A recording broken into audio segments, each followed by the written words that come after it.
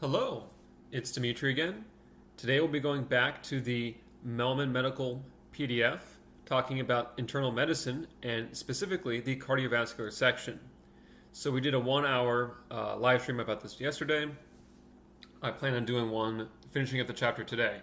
Bear in mind we went over only a minority of the pages of the chapter, so we'll probably be, I would assume, maybe 2 to 3 hours for this one. Just keep that in mind.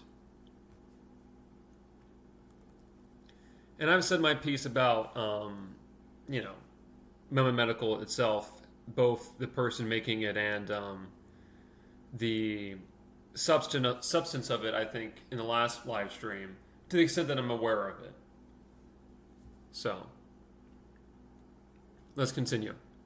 Carotid artery dissection shows up on 2CK form as patient with stroke-like presentation plus who simultaneously has ipsilateral facial/neck pain.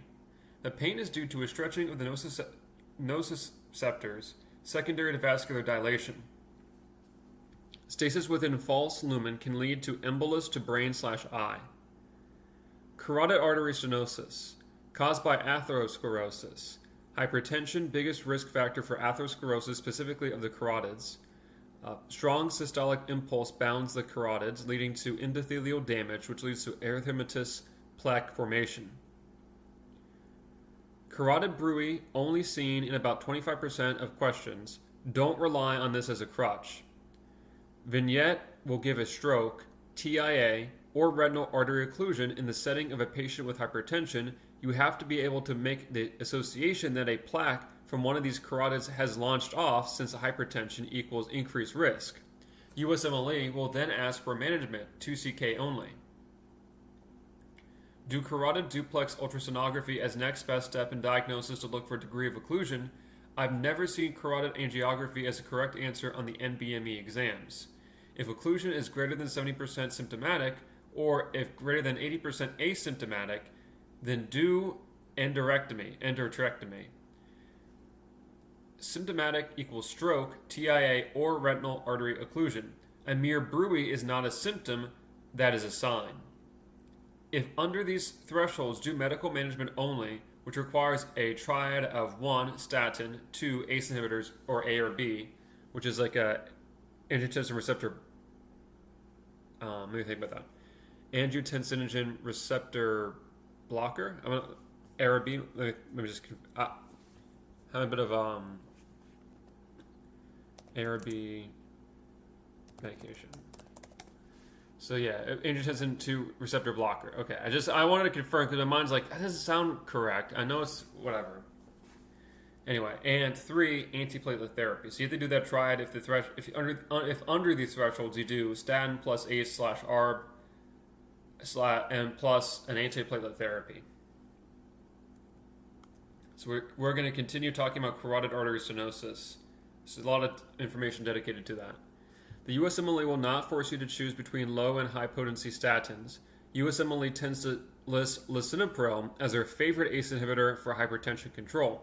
It's, to my observation, aspirin alone is sufficient on NBME exams for antiplatelet therapy, even though in real life patients can receive either aspirin alone, the combo of aspirin plus dipyrimidol, or clopidogrel alone.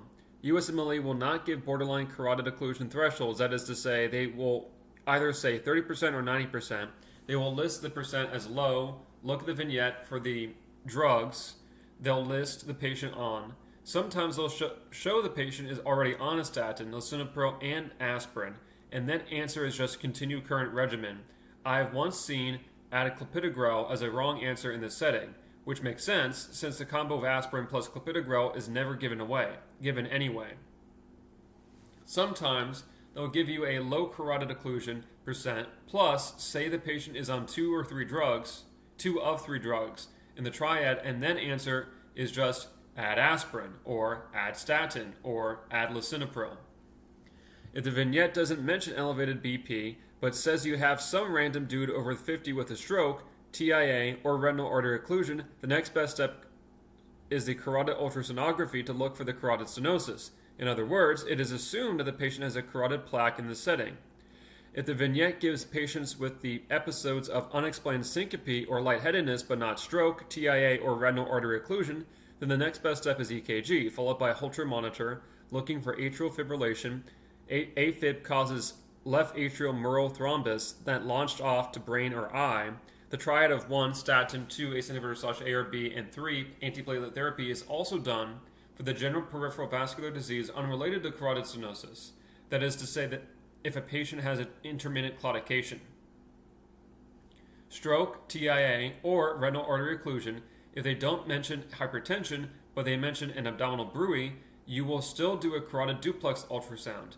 The implication is that the bruit is in the abdomen, could be a AAA or an RAS. AAA referring to abdominal aortic aneurysm, or an RAS would be, let me look at it right now, RAS, abdominal bruit.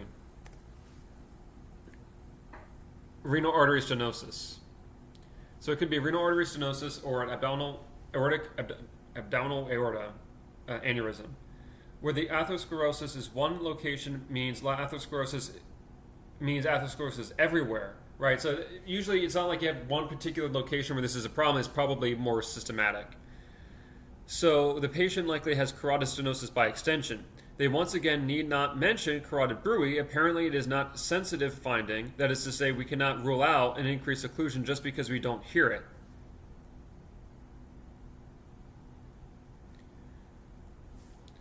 Aortic dissection classically presents as a severe upper chest pain radiating to the back between the scapula. As discussed above in the aortic regurgitation section, USMLE loves this as a most common cause of aortic regurgitation. Am I misspeaking? Aortic regurgitation due to a retrograde propagation towards the aortic root. For example, patients with a history of hypertension, cocaine use, or a connective tissue disorder like Marfan's or Ehlers-Danlos, who has a diastolic murmur, you should be thinking immediately that it is a dissection. Medial necrosis is a term that is used for NBME exams to describe changings of the aorta in the dissection. In the past, cystic medial necrosis used to be buzzy for dissection due to Marfan syndrome, but I haven't seen USMLE care about this. I have, however, seen a dissection question on NBME where it is due to hypertension and simply medial necrosis is the answer. As mentioned above, the 3 to 4 questions where the blood pressure is different between the arms refers to the aortic dissection. A question on 2CK-IM, Form 7, has a thoracic aortic dissection where not only is the BP different between the arms, but it's also different between the left and right legs. That is to say, the left leg blood pressure is different from the right leg blood pressure. Sometimes thoracic aortic dissections can anterograde propagate all the way down to the abdominal aorta. Well, that doesn't sound particularly pleasant. So here's the actual diagram for the aortic dissection. So we have the DeBakey type 1, type 2, and type 3. It's also called apparently Stanford, type A, and type B. So DeBakey type 1 is called a Stanford. DeBakey type 2 is called a type A. And DeBakey type 3 is called a type B. You do not need to memorize these aortic aneurysm types. I'm just showing you that if a common iliacs are involved, that is with left image, right, with the iliacs involved, blood pressure can differ as well as between the legs for 2CK. Treatment for ascending aortic aneurysm type A, you give labetalol and surgery, plus surgery, okay. For treatment for descending aortic aneurysm type B, as you can see right there, labetalol alone initially. Yeah, so it's very interesting because it looks like it's worse in the type 3 or type B because it's like more area covered, but actually it's manageable with labetalol, which is a beta blocker. Like you can use that. Well, I mean, it's not identical to all the other beta blockers necessarily. It's its own thing. But labetalol can be used in the context of this to manage it without necessarily needing surgery, at least not in the immediate sense, unless things get worse, I guess. But type A, that is more needing of this kind of thing, of an actual surgical intervention.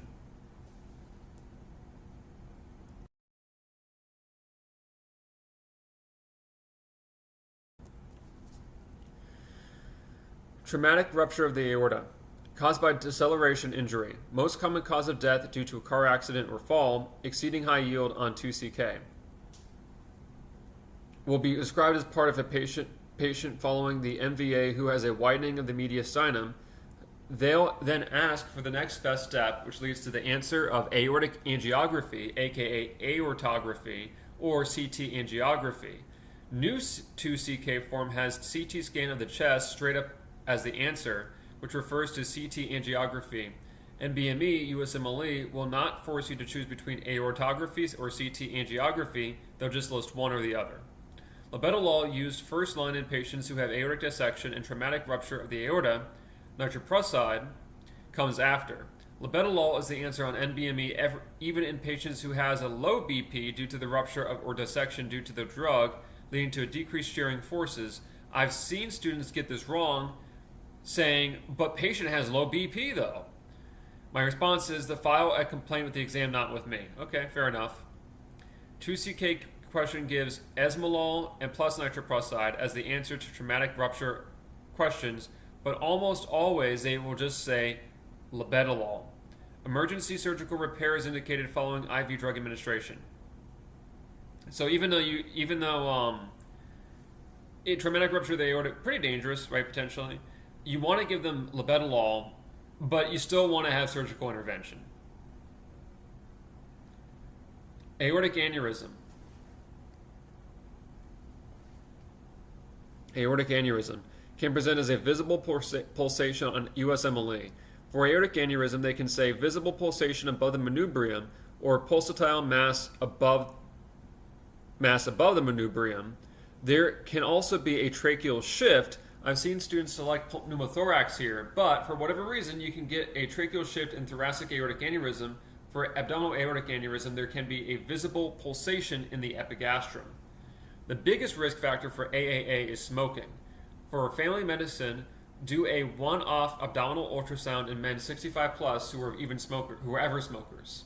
For surgery, AAA repair is indicated if the aneurysm is 5.5 centimeters or greater, or the rate of change of size increase is greater than 0.5 centimeters over a 6-month period.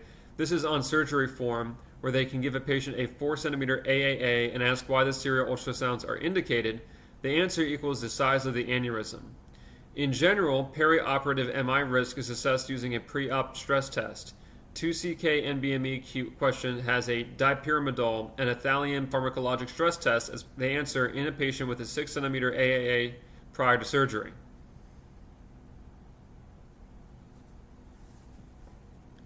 Let's continue with aortic aneurysm.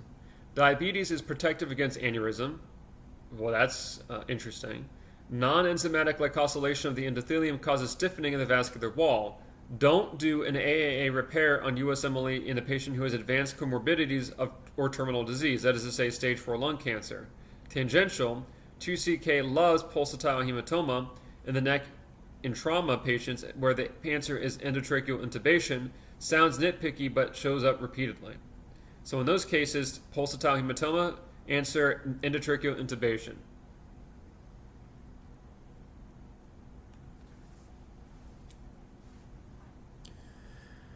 So arteriovenous fistula. Arteriovenous fistula can be idiopathic, iatrogenic, i.e. dialysis, from injury, that is to say, for example, in a stab wound, or caused by other disease, like an hereditary hemorrhagic telangiectasia or a Paget disease of the bone. Similar to aortic aneurysms, AV fistula can present sometimes with a pulsatile mass, but in a weird location. Around the left ear in patients with tinnitus on NBME exam, student says, why is it at the left ear though? No idea. I'll keep it short for you. No idea. To take it up with the NBME. Highest yield point is that they can cause high output cardiac failure. This is because blood quickly enters the venous circulation from the arterial circulation, leading to a combination of increased preload back to the right heart plus poor arterial perfusion, distal to the fistula, leading to compensatory elevated cardiac output. AV fistula can sometimes present with a continuous machine-like murmur similar to a PDA. Since blood is continuously flowing through it, they might say a continuous machine-like murmur is auscultated in the leg at a site of prior stab wound. As discussed earlier, they can present with a bounding pulses similar to a aortic regurg. Student says, well, how am I supposed to know if it's an AV fistula then if it sounds like other conditions too? by paying attention to the high yield points like is there a lone S3 or S4 combo or an EF greater than 70%? If there's a history of penetrating trauma, or does the patient have Paget's, etc. Because if they have Paget, we kind of know that's probably AV fistula. If you know they have a stab wound, we think it's probably AV fistula. So you just have to use the context clues to help you figure out which one is which. A 2CK NBME question shows you obscure angiogram of a fistula in the leg and tells you there's a continuous machine-like murmur. They ask what most likely determines the prognosis in this patient. The answer is size of the lesion.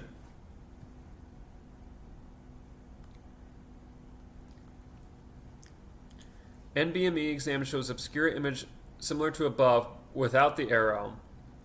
Plus, they tell you that there's a continuous murmur. Answer size of lesion. Another NBME question gives a 45-year-old male with nosebleeds since adolescence plus S3 heart sound plus dyspnea. They show you a pic of a tongue. They answer the cause of dyspnea. They ask for the cause of dyspnea, shortness of breath. Why is he shortness of breath? The answer in that case would be pulmonary arteriovenous fistula, AV fistula, leading to a high output failure. Diagnosis is hereditary hemorrhagic telangiectasia. USMLE will basically always show you the picture of red dots on the tongue, mouth, or finger in a patient with nosebleeds. Likewise, be aware of intraosseous AV fistula can occur in Paget, as mentioned before.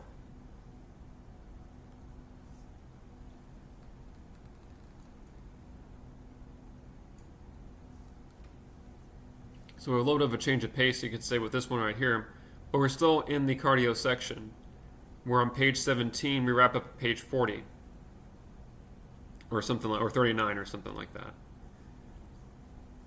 High yield murmur / EKG points for USMLE. So AFib, atrial fibrillation, or AF, they describe it here. Described as an irregularly irregular rhythm with absent P waves, and you can see that right there with the lead too. Notice how the QRS complexes are at random and irregular distances from one another. This is called the irregularly irregular pattern. AFib is hugely important because it can cause turbulence / stasis within the left atrium that can lead to a left atrial mural thrombus formation. This thrombus can launch off, i.e. become an embolus and go to the brain, causing a stroke, TIA, retinal artery occlusion. SMA and IMA, acute mesenteric ischemia, and legs, acute limb ischemia. AFib high yield in older patients, especially over the age of 75. Vignette will usually be an older patient with a stroke, TIA, or retinal artery occlusion, who has normal blood pressure. This implies that carotid stenosis is not the etiology of the embolus. The AFib usually is paroxysmal, which means it comes and goes. The vignette might say the patient is 75 plus and had a TIA plus normal plus an EKG. Plus BP is normal, plus the EKG shows a sinus rhythm with no abnormalities. Next best step is the Holter monitor, 24-hour ambulatory EKG monitor to pick up on the paroxysmal AFib. That is to say, when the patient goes home and has dinner. After the AFib is diagnosed with a regular EKG or Holter, 2CK wants endocardiography as the next best step to visualize the left atrial mural thrombus. Patient who has a severe abdominal pain in setting of the AFib or hyperthyroidism, which can cause AFib. Diagnosis is acute mesenteric ischemia. Next best step is mesenteric angiography. The treatment is laparotomy if unstable. Answer on NBME. So we're going to continue with AFib here. AFib, severe pain in a leg, plus absent pulses in patients with irregular rhythm. Acute limb ischemia. USMLE wants embolectomy as an answer. Any structural abnormality of the heart, either due to a left ventricular hypertrophy, ischemia, growth hormone / anabolic steroid use, prior MI, etc., can lead to AFib.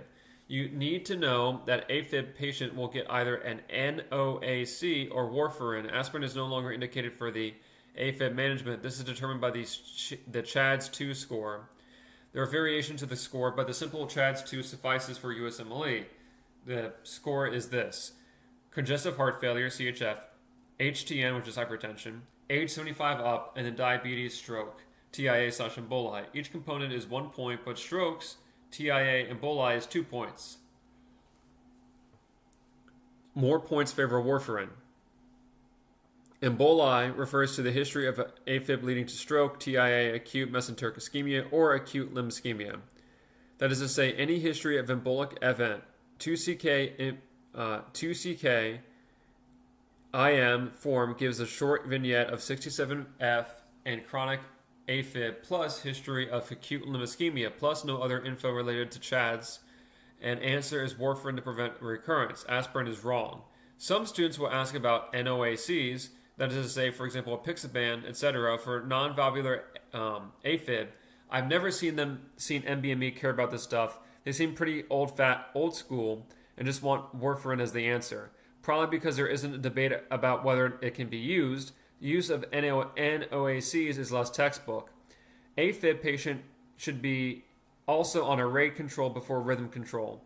The USMLE actually doesn't care about this component of management. Although, in theory, metoprolol or verapamil is standard, you could be aware of a step 3 that flecainide is first line for rhythm control if patients fail rate control and have a structurally normal heart and no coronary artery disease.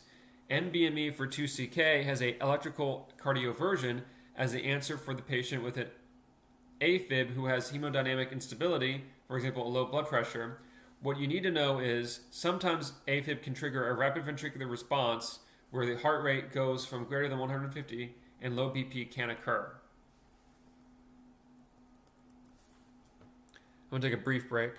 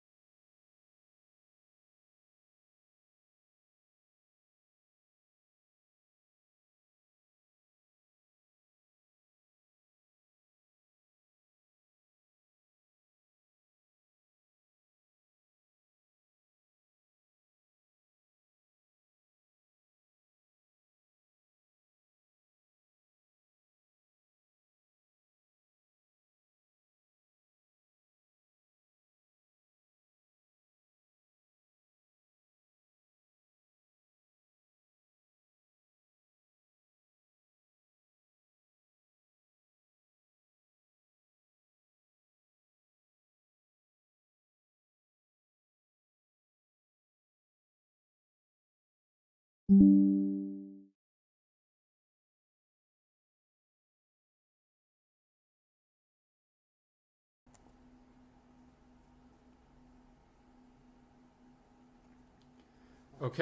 I think we're back. Okay, we just did AFib. We're going to go to A-flutter now. A-flutter has a classic sawtooth appearance. See that atrial flutter. You can see that sort of jagged sawtooth appearance. Low yield for USMLE. I think it's asked once on a 2CK NBME, but as a student you should know it exists, the basic EKG above. Ventricular tachycardia. VT. Causes or VTAC. Causes wide complex QRS complexes greater than 120 ms milliseconds. Normal is 80 to 120 milliseconds, so it's usually more than that. Exceeding high yield for 2CK that you know a VTAC is wide complex, whereas SVT, which is sinus SVT.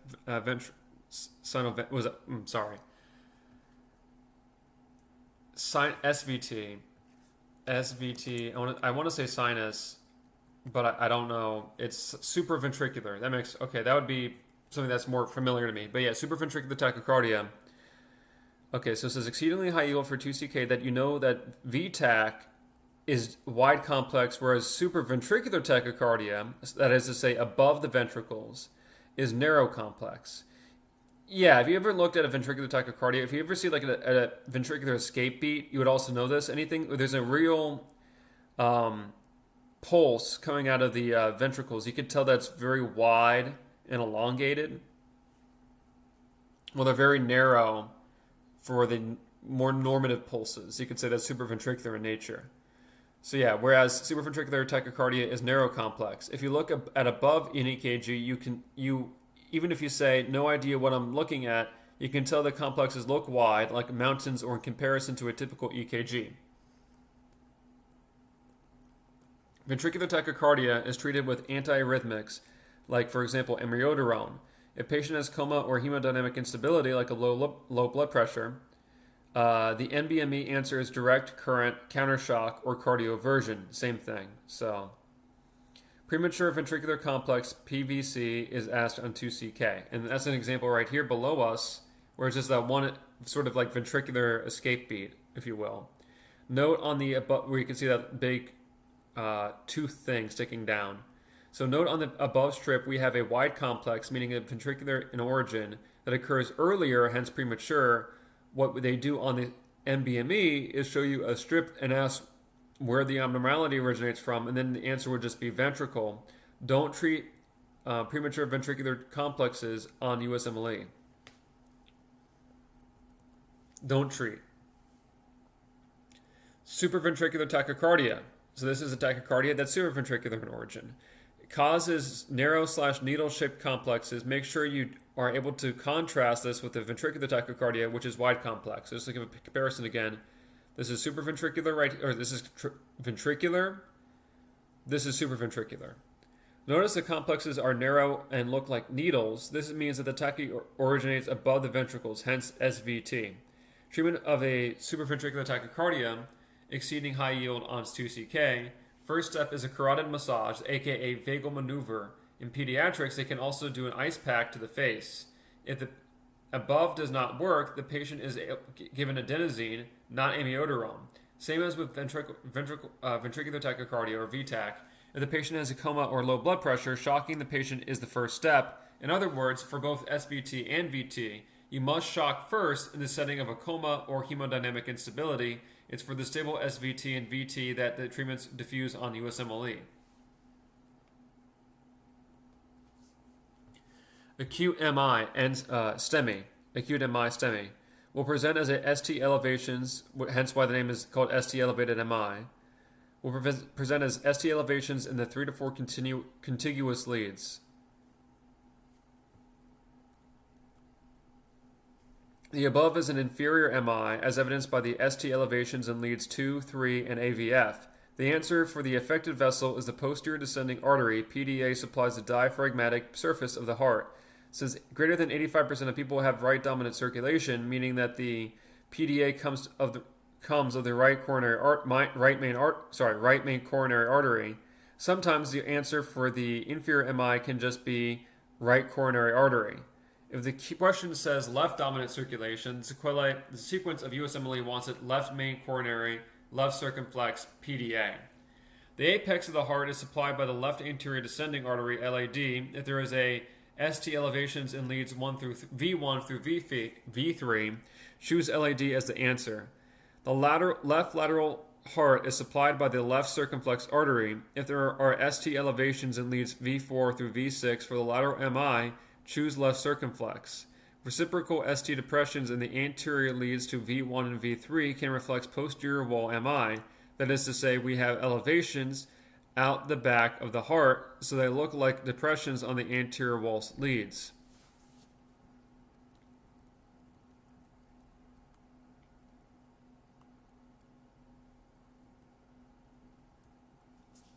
As discussed earlier, so we're still talking about STEMI. As discussed earlier, the patient has MI followed by a new onset of systolic murmur hours to days later, with or without shortness of breath. That's mitral regurgitation. Stroke-like presentation in patients who had an MI weeks ago, leading to embolus from the ventricular septal aneurysm on 2CK form. Most common cause of death due to the MI is ventricular fibrillation. Fibrosis of the myocardium in the months or the years post-MI increases the risk of arrhythmias such as AF, such as atrial fibrillation, supraventricular tachycardia, and ventricular tachycardia, etc. There's no specific arrhythmia you need to memorize. Just know that there's a risk in the future. Question Q wave. Sorry, this first one, the Q is actually just referring to just something that's a letter Q. Q waves on the EKG means an old MI or a history of MI. The vignette might give you a patient who had a lightheadedness or fainting. Plus, they say the patient has Q waves in 2, 3 AVF, and the answer will be something like paroxysmal supraventricular tachycardia. Students think this is specific arrhythmia matters, but it doesn't. The point is that the history of the MI means the patient is at risk for nearly an arrhythmia now, and nearly any arrhythmia now. MI classically causes coagulative necrosis of the myocardium. With cardiogenic shock as a result of the MI, the arrows of USMLE wants are decreased cardiac output, increased peripheral vascular resistance, and increased pulmonary capillary wedge pressure. MI can lead to an acute tubular necrosis from the cardiogenic shock, leading to an acute drop in renal perfusion. This is not post-renal. I discuss this detail in the renal section. First treatment for MI is aspirin.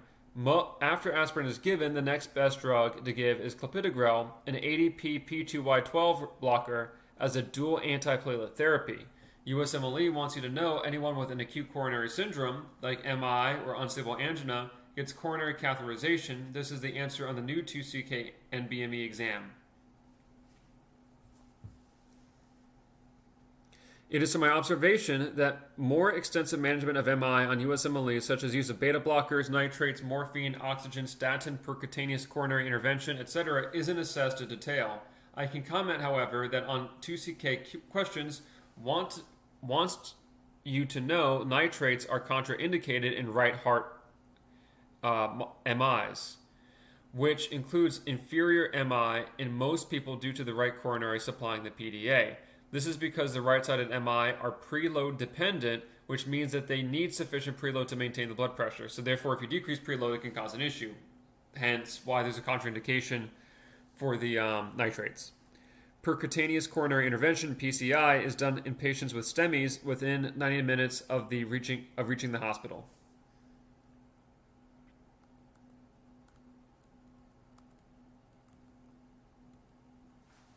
Pericarditis shows up on the EKG as diffuse ST elevations, that is to say in all leads rather than the 3 or 4 contiguous leads as with MI.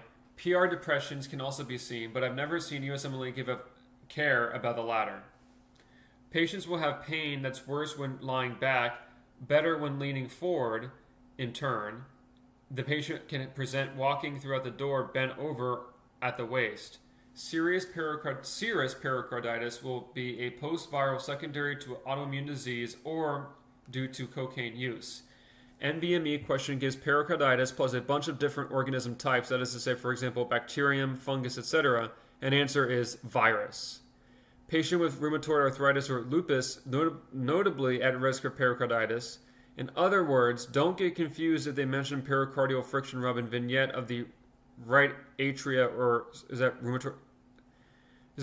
I don't know what that is, or SLE. This is common.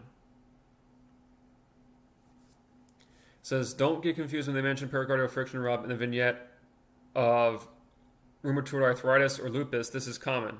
For cocaine use, they'll say that a 22-year-old male has chest pain after a night of heavy partying, plus EKG shows diffuse ST elevations, diagnosis is pericarditis. Uremic pericarditis is high yield for 2CK. Question will give you ultra-high creatinine and BUN and say there's a friction rub. Treatment would be hemodialysis. The treatment for pericarditis is the same as the acute gout: NSAIDs, colchicine, steroids.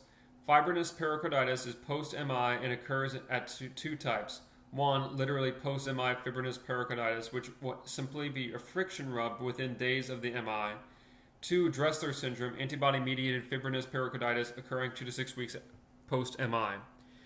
The EKG is the first step in the diagnosis of pericarditis, but the USMLE wants echocardiography as the next best step in order to visualize the concomitant effusion that can occur sometimes. Vignette will give you stereotypical pericarditis, plus will ask you the next best step in diagnosis.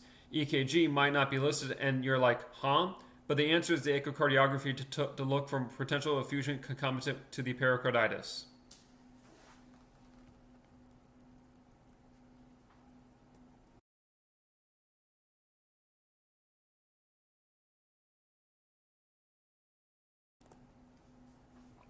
Chronic constrictive pericarditis.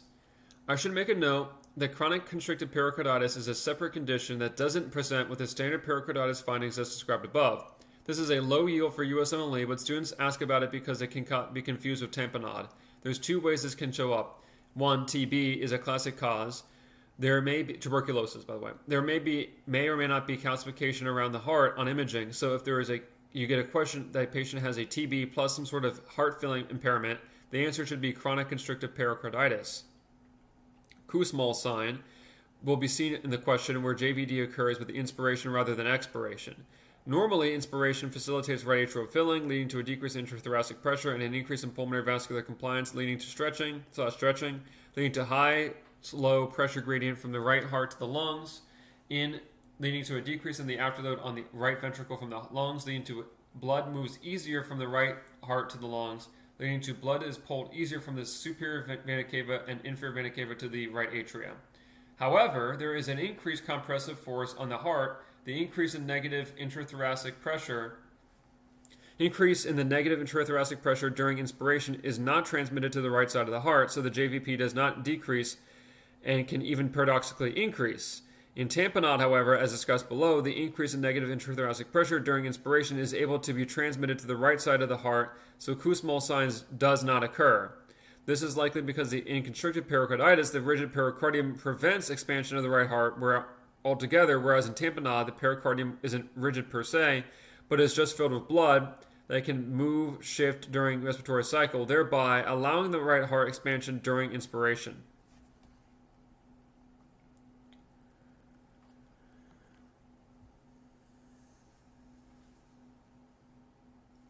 I think I need to build up my stamina again about this kind of stuff. Maybe it's different because now I'm doing rotations earlier rather than after, but whatever.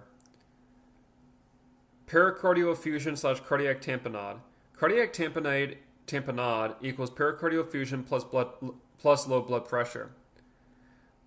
What determines whether we have a tamponade or not is the rate of accumulation of the fluid, not the volume of the fluid itself. That is to say, for example, a stab wound or post-MI left ventricle free wall rupture resulting in fast blood accumulation, even if the smaller volume might cause tamponade, but cancer resulting in slow but large accumulation might not cause tamponade.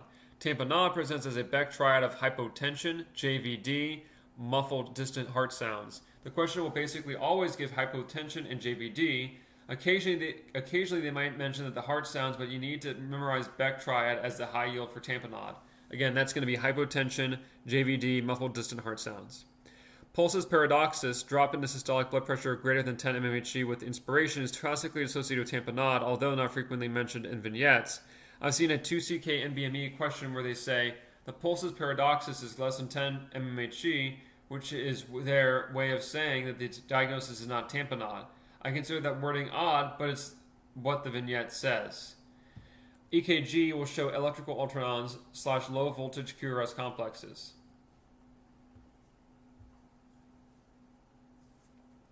You can see the amplitudes, heights of the complexes are short. This refers to the low voltage. You can see that the heights are ever so slightly oscillate up and down. This refers to electrical alternans. Then you can show this EKG twice on 2CK and BMEs. If the question asks for the next best step in diagnosis, choose EKG as the first step if listed, and if not listed, then choose echocardiography, which confirms the fluid over the heart.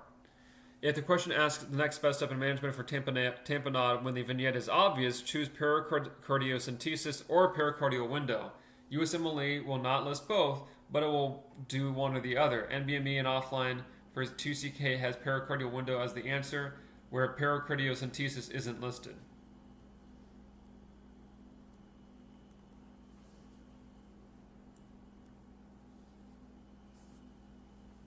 Torsades de Pointe. I don't know how to pronounce the Pointe part. Torsades de Pointe, whatever. Torsades. High yield type of ventricular tachycardia that has sinusoidal pattern on EKG. It looks like little streamers, it goes up and down and up and down. USMLE expands and contracts. The USMLE wants you to know that this can be caused by some antiarrhythmic agents such as sodium and potassium channel blockers such as quinidine and nebulizide, respectively. They ask this directly on the NBME exam, where a question will be to say the patient is given nebulizide plus what is he now at increased risk of? The answer would be torsades. QT prolongation is the risk factor for development of torsades. Agents such as antipsychotics, macrolides, and metoclopramide prolong the QT. Treatment of USMLE is magnesium, asked directly on the new CK form, which stabilizes the myocardium in TDP.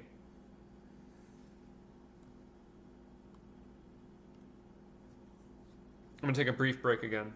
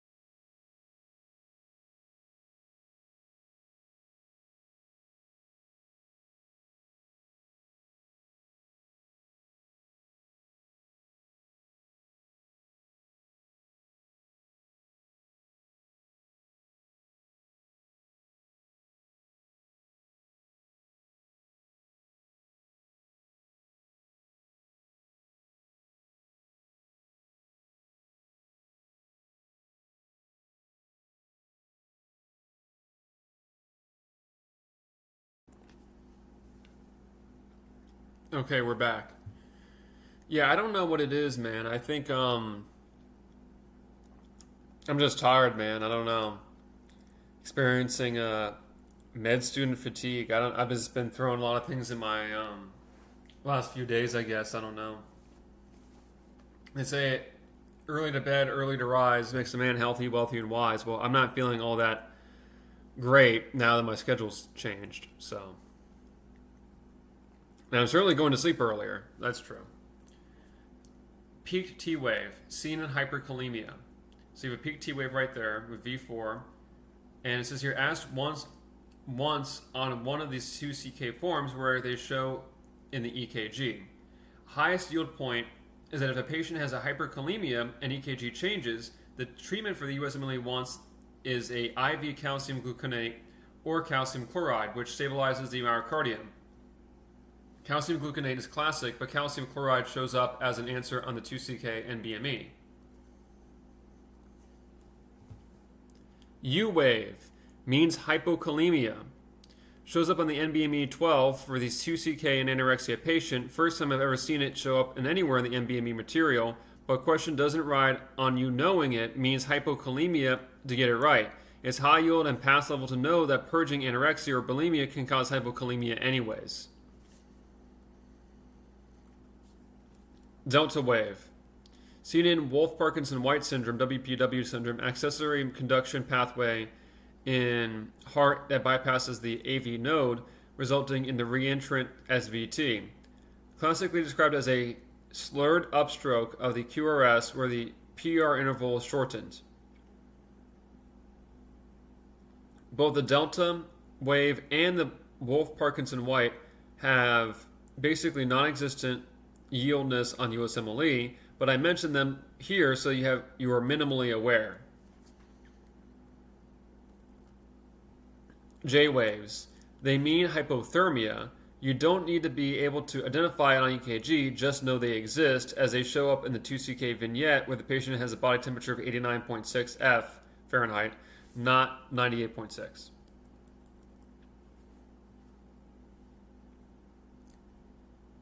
So this is the next little block that they have. Well, it says here, high yield heart block points for USMLE.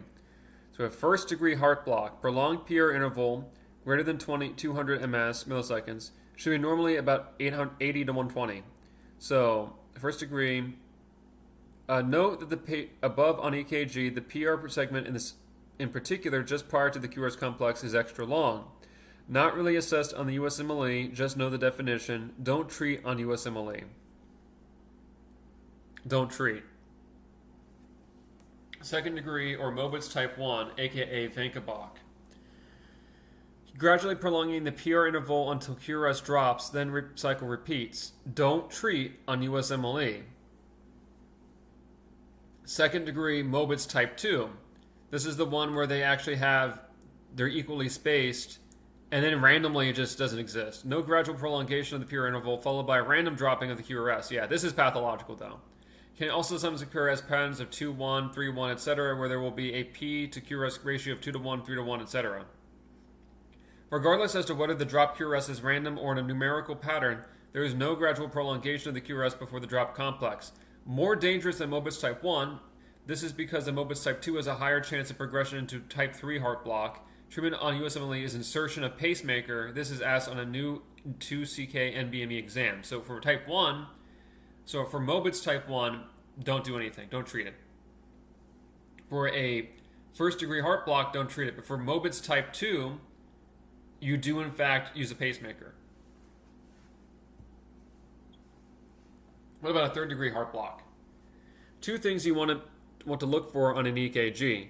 One, ultra slow heart rate, 30 to 40. You'll see that the QRSs are super far apart. This is not ventricular escape rhythm. No relationship between P waves and the QRS complexes. Treatment on USMLE so that's the best way to remember is that in fact that the P wave order, like you can see how big the gaps are between the P waves, and then look how big the gaps are between the QRS complexes, and they have nothing to do with each other whatsoever because they have two independent pacemakers for the ventricles and a different pacemaker with the supraventricular region. So you have basically two different pacemakers operating at the same time, unrelated to each other, uncoordinated. And so you will have the gaps between QRS complexes be unrelated to the gaps between the P waves. Treatment on USMLE is insertion of the pacemaker. So you would want to remember that the Mobitz type 2 and third degree are the ones that you can insert pacemaker. First degree and Mobitz type 1 are not. We don't do that.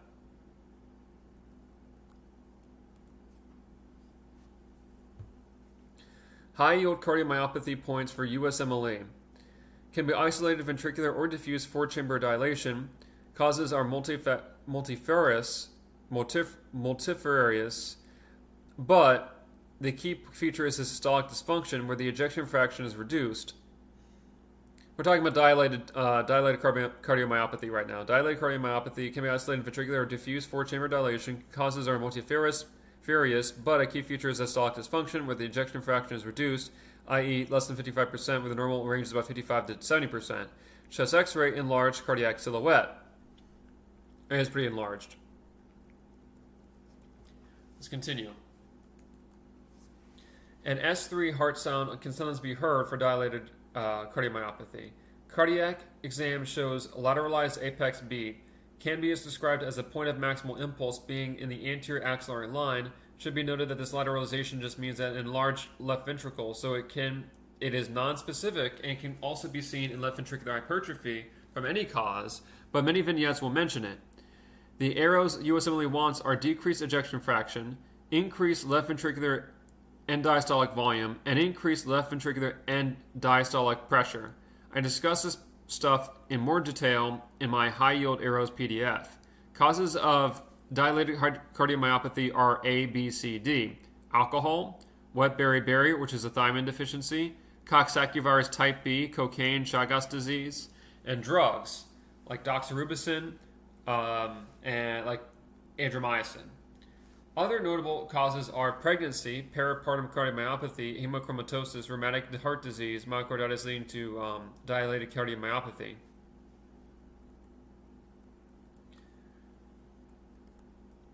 What about hypertrophic cardiomyopathy? So, HCM, or hypertrophic cardiomyopathy, heart failure due to systemic hypertension. Characterized by diastolic dysfunction, the heart can pump just fine but cannot easily expand. Can be associated with the S4 heart sound. The arrows USMLE want are changes in ejection fraction. I think that's what that means, changes. Changes in left ventricular end diastolic volume and an increase in left ventricular end diastolic pressure. Ejection fraction is normal because the heart can pump perfectly fine. Students get confused about left ventricular end diastolic volume, thinking it should be low. If the heart cannot expand as easily, but this cannot be the case for USMLE, they want you to know that normal volume can be achieved. It is merely requires more force and pressure to get there. As with the dilated cardiomyopathy, the apex beat / point of maximal impulse can be lateralized, which merely reflects the left ventricular hypertrophy. As described earlier, the paradoxical splitting of S2, left axis deviation on the EKG, left bundle branch block can also be seen due to the left ventricular hypertrophy. Where you see these findings in vignettes, don't get confused, they just mean left ventricular hypertrophy. Often associated with hypertensive retinopathy, fundoscopy shows the narrowing of the retinal vessels, flame hemorrhages, and AV nicking, hypertensive nephropathy, hyperplastic arteriosclerosis with increased creatinine.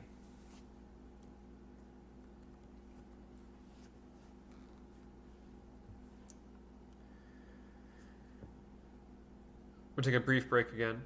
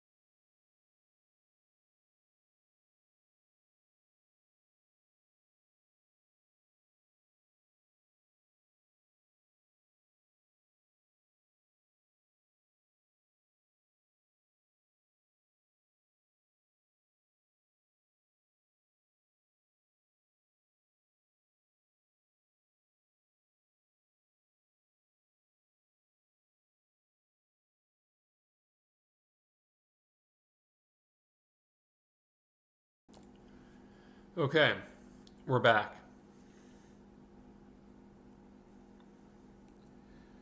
So hypertrophic obstructive cardiomyopathy. So hypertrophic obstructive cardiomyopathy caused by mutations in the beta-myosin heavy chain gene, autosomal dominant, results in disordered/disarrayed myocardial fibers. HOCM causes asymmetric septal hypertrophy that results in the anterior mitral valve leaflet obstructing the left ventricular outflow tract, so it can sound similar to the aortic stenosis. Classically, sudden death is in young athletes. Cause of death is ventricular fibrillation due to an acute left heart strain in the setting of fast heart rate. Presents with systolic murmur that worsens with Valsalva or standing aortic stenosis. In contrast, gets softer or experiences no change with Valsalva or standing. Hypertrophic obstructive cardiomyopathy and mitral valve prolapse are the only two murmurs that get worse with less volume in the heart. All other murmurs get worse with more volume. Valsalva increases intrathoracic pressure and decreases venous return. So there's less volume in the heart. Standing simply decreases the venous return. NBME wants you to know that the increased heart rate from exercise or stress means there's going to be a diastole is shortened more than systole. Beta blockers, metoprolol or propranolol, are both answers on NBME, are given to slow the heart rate, which maximizes the diastolic filling and decreases symptoms and the risk of death in this context. Implantable cardiovascular defibrillator, ICD, is indicated the patient develops any type of arrhythmia, syncope, or low blood pressure, or if left ventricle wall thickness is greater than 30 millimeters. Septomyectomy is done if the left ventricular outflow tract pressure gradient is greater than 50 mmHg, but it should be noted that ICD is usually first line.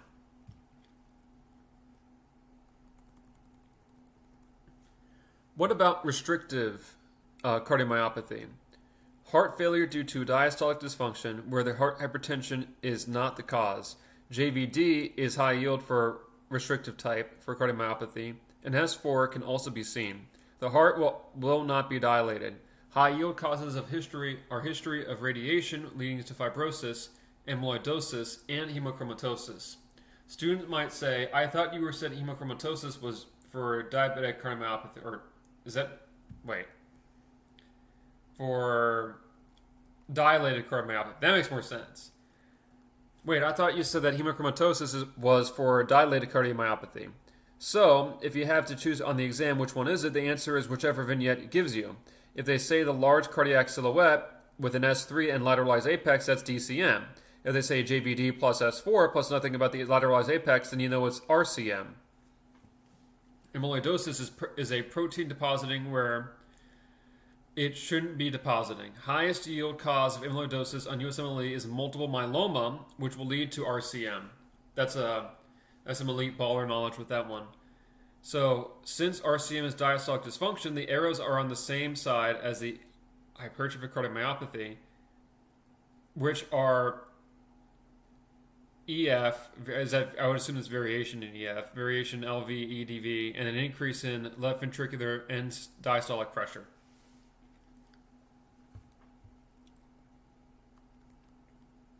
I would assume that's variable ejection fraction, variable left ventricular end diastolic volume, and increased left ventricular end diastolic pressure.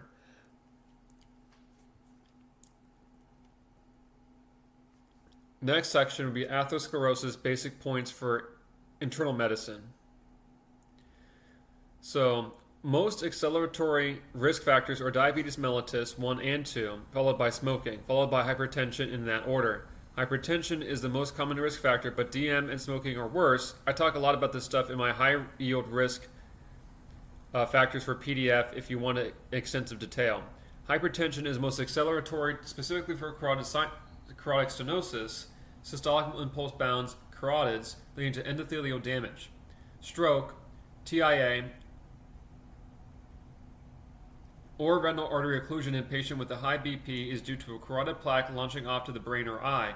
If the patient has a normal blood pressure, think AFib instead, with left atrial mural thrombus launching off. Patient with over 50 with history of cardiovascular risk factors who is now accelerated hypertension, think renal artery stenosis, narrowing due to atherosclerosis. So just think about the context, Plaques can calcify. The more calcium there is in the plaque, the more mature it is often considered to be. Calcium scoring is routinely done at the patient who have coronary artery disease in the assessment of plaque progression. Statins have two high-yield MOA mechanisms of action in USMLE, and they inhibit the HMG-CoA reductase, which is the major factor for statins, but they also have upregulate the LDL receptors on hepatocytes. Ezetimibe blocks cholesterol absorption in the small bowel. Bile acid sequestrants, like cholestyramines, result in liver pulling more cholesterol out of the blood. Fibrates upregulate PPAR alpha and lipoprotein lipase, best drugs to decrease triglycerides.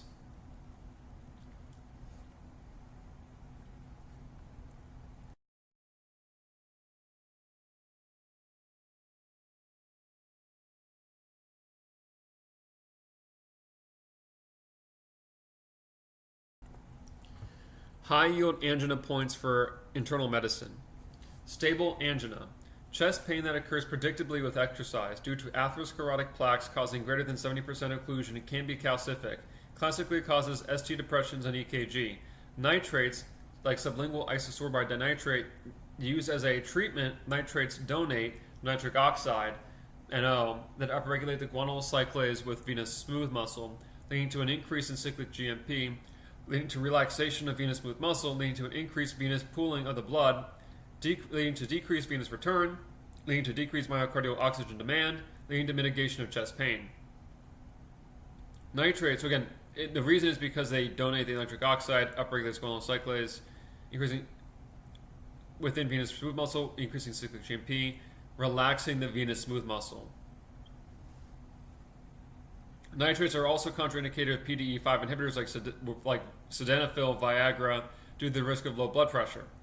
Sodium nitroprusside used for hypertensive emergencies dilates arterioles in addition to the veins. If USMLE asks you where this drug acts, choose arterioles. Arterioles would be the answer.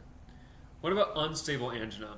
Chest pain that is unpredictable and can occur at rest due to partial rupture of the atherosclerotic plaque leading to partial occlusion, ST depression on EKG.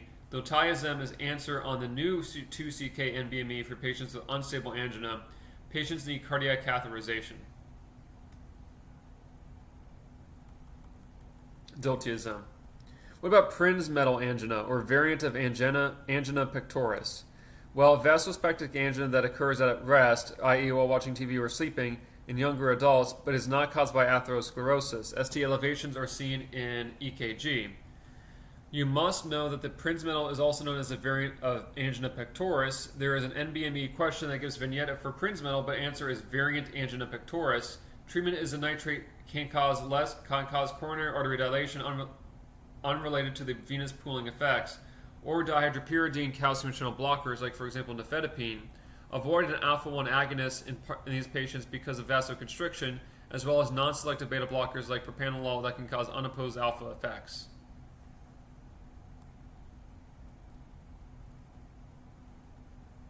What about hypertensive emergency plus urgency? We'll talk about emergency. What was an emergency?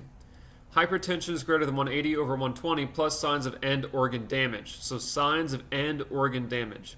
The latter can be hypertensive encephalopathy, confusion, nephropathy, poor renal function test, retinopathy, acute heart failure, etc. The blood pressure should be lower by no more than 20 to 25% in the first hour, as drastic decrease can compromise perfusion to the brain and vital organs. So you want to kind of you need to decrease it, but not rapidly. So rapidly that might cause issues. Blood pressure should be brought down under 160 over 100 by 24 to 48 hours. Drugs that they use are IV sodium nitroprusside, IV nicardipine, IV labetalol, and oral captopril. What about urgency? Well, urgency would be hypertension of greater than 180 over 120, but there's no sign of end organ damage. So urgency is no organ damage, as can be seen. Emergency is when there's an emergent situation where you have end organ damage. Urgency. Let's go back to urgency. Blood pressure should be brought under 160 over 100 by 24 to 48 hours. Drugs used for IV sodium nitroprusside, nicardipine, labetalol, and oral captopril. So basically, the way you treat urgency is basically the same way you treat emergency. The only thing is that emergency is when you actually have real notable end organ damage.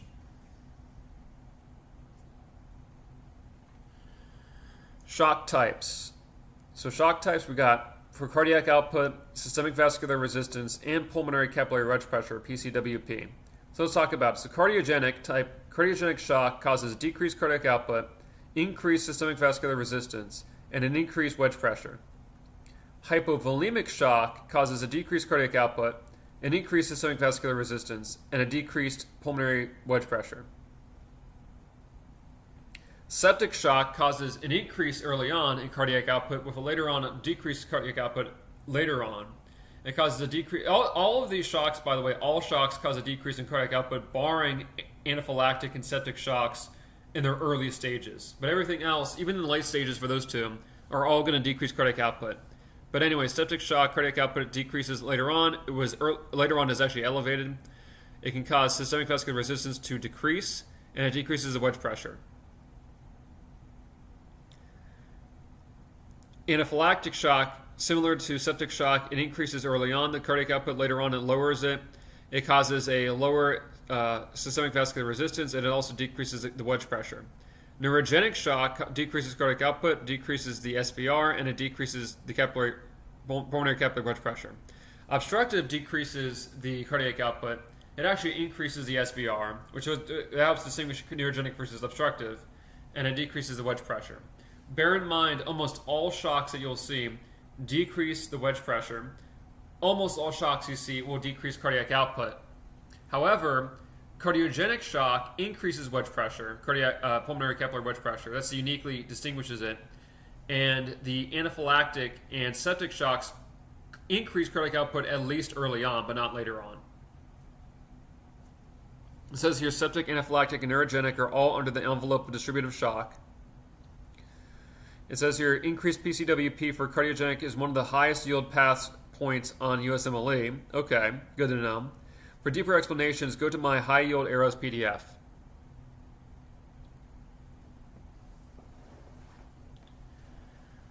Next section is going to be on high yield endocarditis points.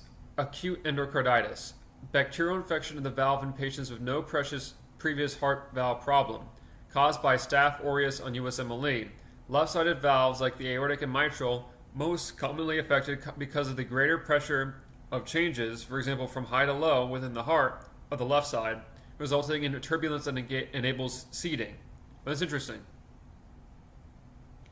IV drug users lead to venous blood inoculated with Staph aureus, travels to the heart and causes vegetation of the tricuspid valve. Staph aureus is a coagulase positive thing. Bacteria.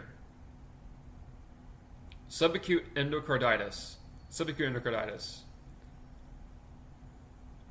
Bacterial infection of the valve in patients with history of valve abnormality, for example, that is to say congenital bicuspid aortic valve or history of rheumatic heart disease. Caused by strep viridans on USMLE, you need to know that strep viridans can cause further broken down into Staph sanguinis. Am I reading that right? Strep would be strep sanguinis. Strep sanguinis, mutans, and mitis. Sure, if you want to.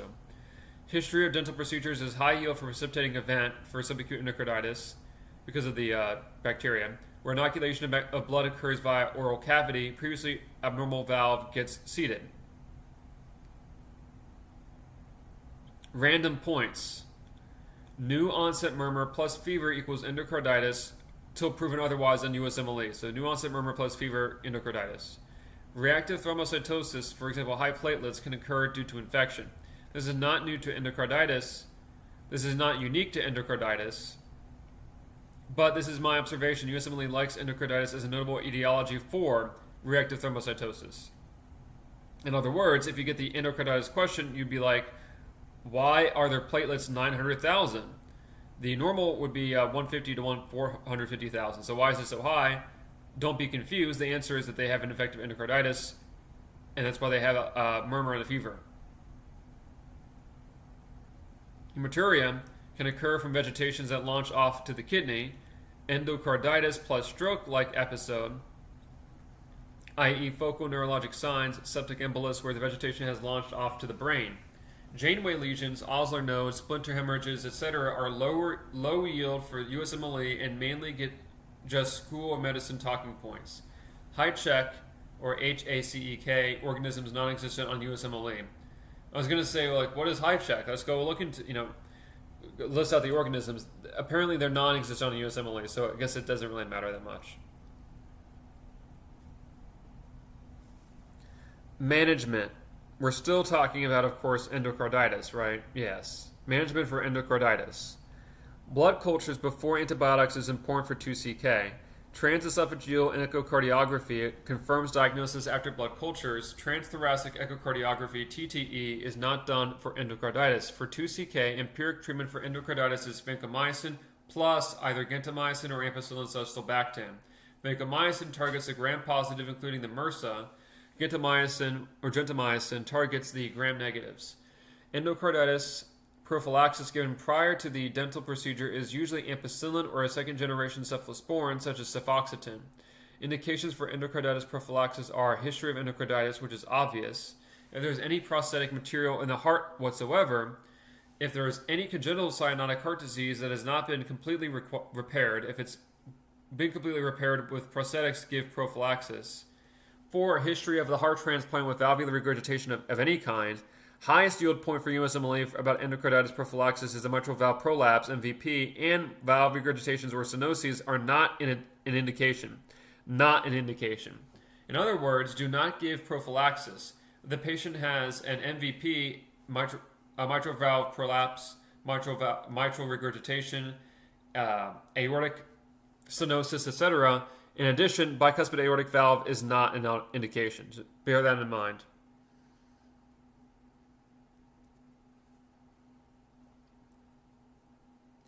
Rheumatic heart disease, rheumatic fever, high yield points.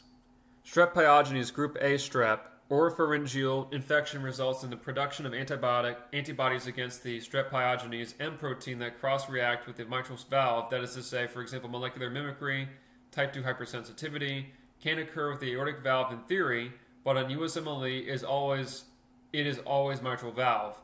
Results in the mitral regurgitation acutely and mitral stenosis late, as discussed earlier. Presents as Jones, joints, polyarthritis, the heart is the heart, for carditis, subcutaneous nodules, erythema marginatum, which is an annular serpent-like rash, Sydenham's chorea, autoimmune basal ganglia dysfunction that results in dance-like movements of the limbs. Cutaneous group A strep infections don't cause rheumatic fever, but can still be used for treating post-streptococcal glomerulonephritis. They can still cause PSGN. So cutaneous group A strep infections don't cause rheumatic fever, but they can still cause PSGN. Treatment is ampicillin. Treatment is penicillin. Talking about rheumatic heart disease here.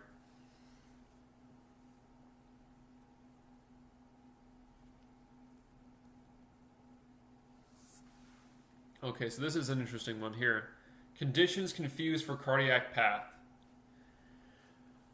So let's go through it. Conditions confused for cardiac path. Panic attack. NBME loves trying to make you think this is a heart attack, an MI. They'll give you a young, healthy patient who feels doom, like he or she is going to die. Sometimes the patient mentioned in the STEM history of the MI in the family as a distraction. They can see the patient as a mid-systolic click, as discussed earlier, and then they ask for the cause of the patient's symptoms. The answer is panic disorder, not MVP, not mitral valve prolapse. Student gets confused, but MVP is almost always asymptomatic, where panic attack is clearly caused of the patient's effusively hyperventilating. Treatment would be with benzodiazepine. What about orthostasis?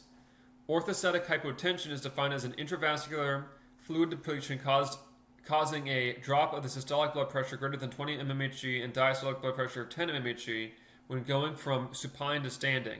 Shows up on the 2CK internal medicine form as exactly a drop of 20 and 10, respectively, for systolic and diastolic blood pressures in a patient with fainting, leading to an answer of intravascular fluid depletion is the answer. Diuretic use is a big risk factor. Now, it's annoying the way they phrase it, because I would say, oh, well, clearly this is orthostatic hypotension, right? Or maybe I'll be leaning towards that. But then I will say, oh, but there's no answer that says orthostatic hypotension. But the actual thing is, like, they mean that when they say intravascular fluid depletion. So they're kind of being roundabout about it. They're kind of dancing around the subject a little bit.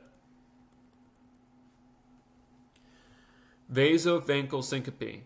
Fainting in response to a stressor like emotional trigger. Stress triggers an initial sympathetic response, which in turn triggers a compensatory parasympathetic response. This latter response is excessive in some people, where the peripheral arterioles dilate and the heart slows too much, decreased cerebral perfusion, leading to lightheadedness or fainting. 2CK wants you to know that a tilt table test can be used to diagnose where reproduction of the symptoms can occur. Carotid sinus hypersensitivity. So carotid sinus hypersensitivity, USMLE likes this for both steps 1 and 2. They'll say that having that the dude was shaving, then got lightheadedness or fainted. Mechanism is increased stretch of the carotid sinus baroreceptors, which are involved in the. Let me think about this. I was talking about this before at some point. Might have been a while ago, but I remember. Yeah, whatever.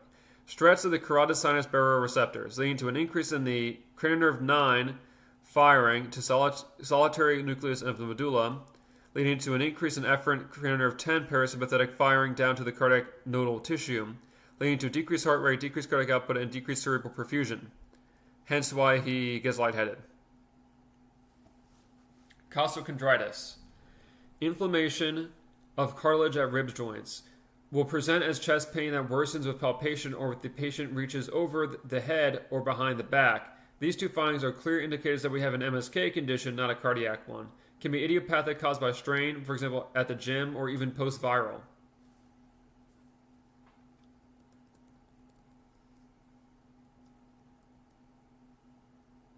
I hope that guy's okay. I don't know what's going on with that. Pleurodynia, MSK condition asked twice on 2CK material that have nothing to do with the lungs despite the name. This is a viral infection related to Coxsackie virus B causing sharp lateral chest pain due to the intercostal muscle spasm. So this is also called devil's grip, by the way. Sometimes students choose pericarditis, etc., even though the presentations are completely disparate. Creatinine kinase can be elevated in stem due to an increase in tone of muscle, which is okay. Sure. Viral pleurisy.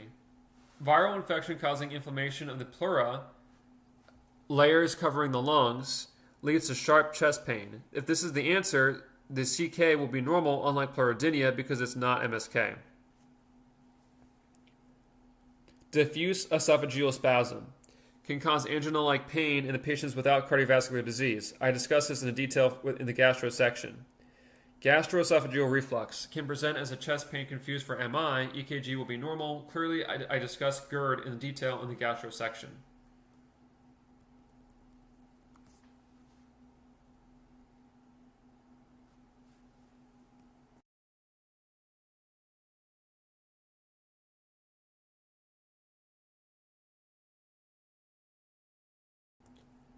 I'm going to go take a brief break again. We're on page 30 right now. I think we wrap up on, I want to say 39.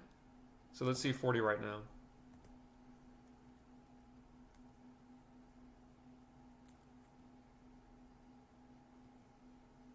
Yeah, pulmonary is page 40, so we wrap up on 39. So let's go back to 30 for a bit. So I'll take a brief break here.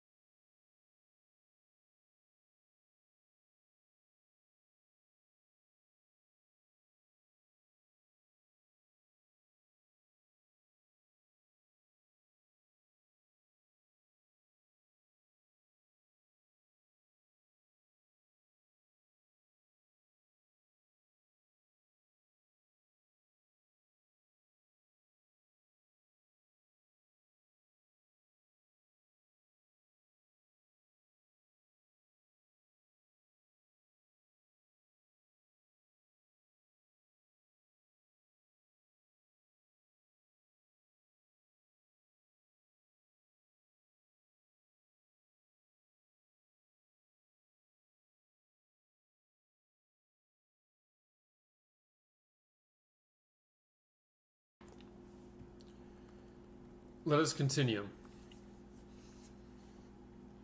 Arterial versus venous disease.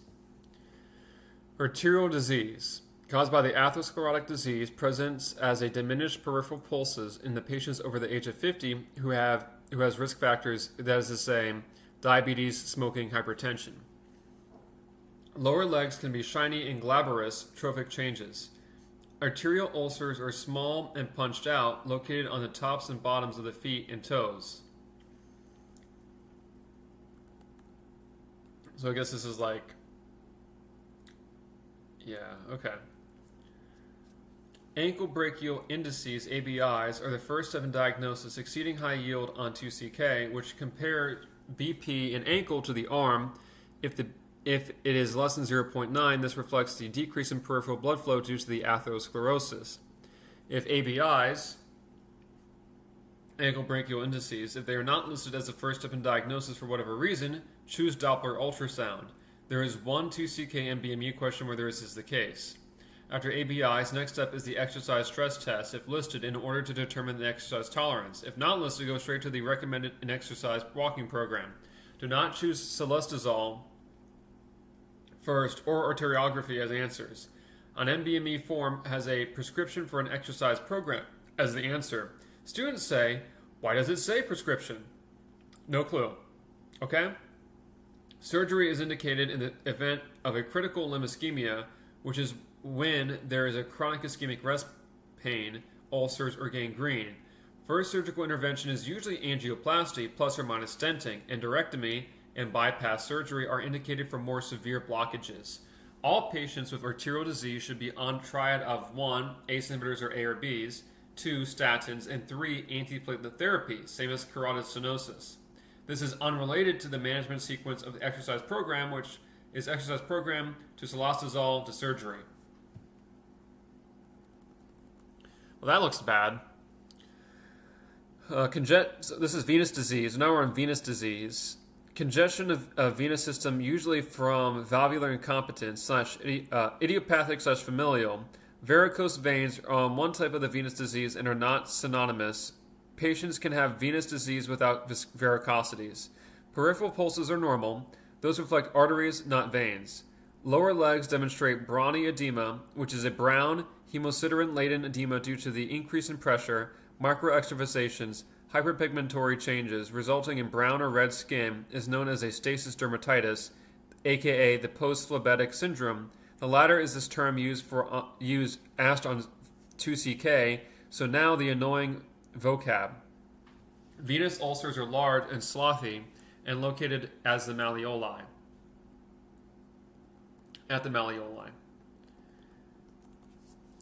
Diagnosed with venous duplex ultrasonography of the legs, first treatment is the compression of stockings. Never choose answers such as venous tripping or glue or agents, etc.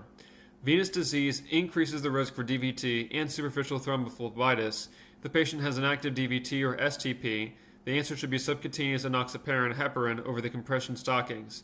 Surgery is indicated if there is a significant skin changes, venous ulcers, or for symptomatic varicose veins, that is to say pain, itching, swelling, cramps. You could be aware that the sclerotherapy is often chosen as the first surgery, where a scarring agent is injected into this vein, causing it to close where the blood is rerouted to other veins, but basically always just compression socks or rarely heparin for DVT or STP is the answer.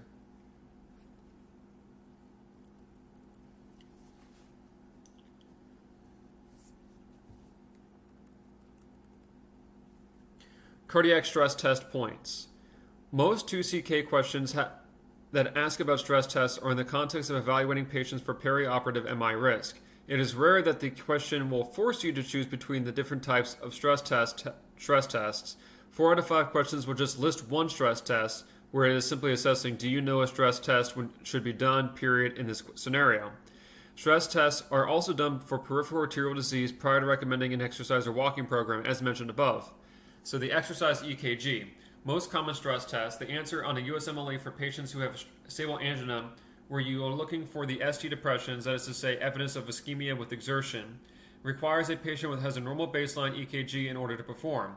In other words, the question will give you a big 15-line paragraph plus mention in the last line that the patient's baseline EKG shows, that is to say, a left bundle branch block from a year ago that's unchanged. This means that the EKG stress test is wrong in this situation, since you should have a normal EKG to do it. The 1 out of 5 questions that force you to choose between the stress test that you want you to know this detail basically, where you just choose the non-EKG stress test instead. So here we go. Exercise echo, used to look for the heart failure, i.e. decreased ejection fraction with exertion, not overt ischemia. In other words, the answer on the USMLE for patients who don't get chest pain with exertion, i.e. don't have stable angina, but who get shortness of breath with exertion, this reflects at minimum left heart decompensation with possible decrease in ejection fraction. Also the answer for patients who have a normal baseline EKG. Pharmacologic refers to the numerous answer choices on USMLE, i.e. dobutamine, echo, dipyrimidol, thallium.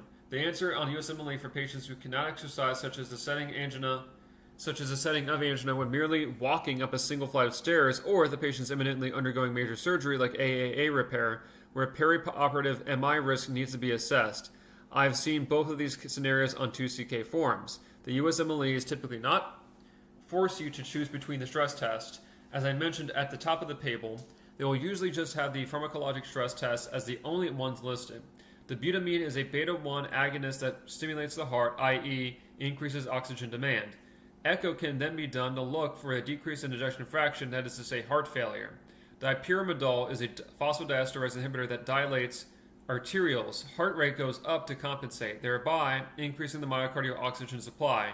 Thallium is then used to look at the perfusion of the myocardium.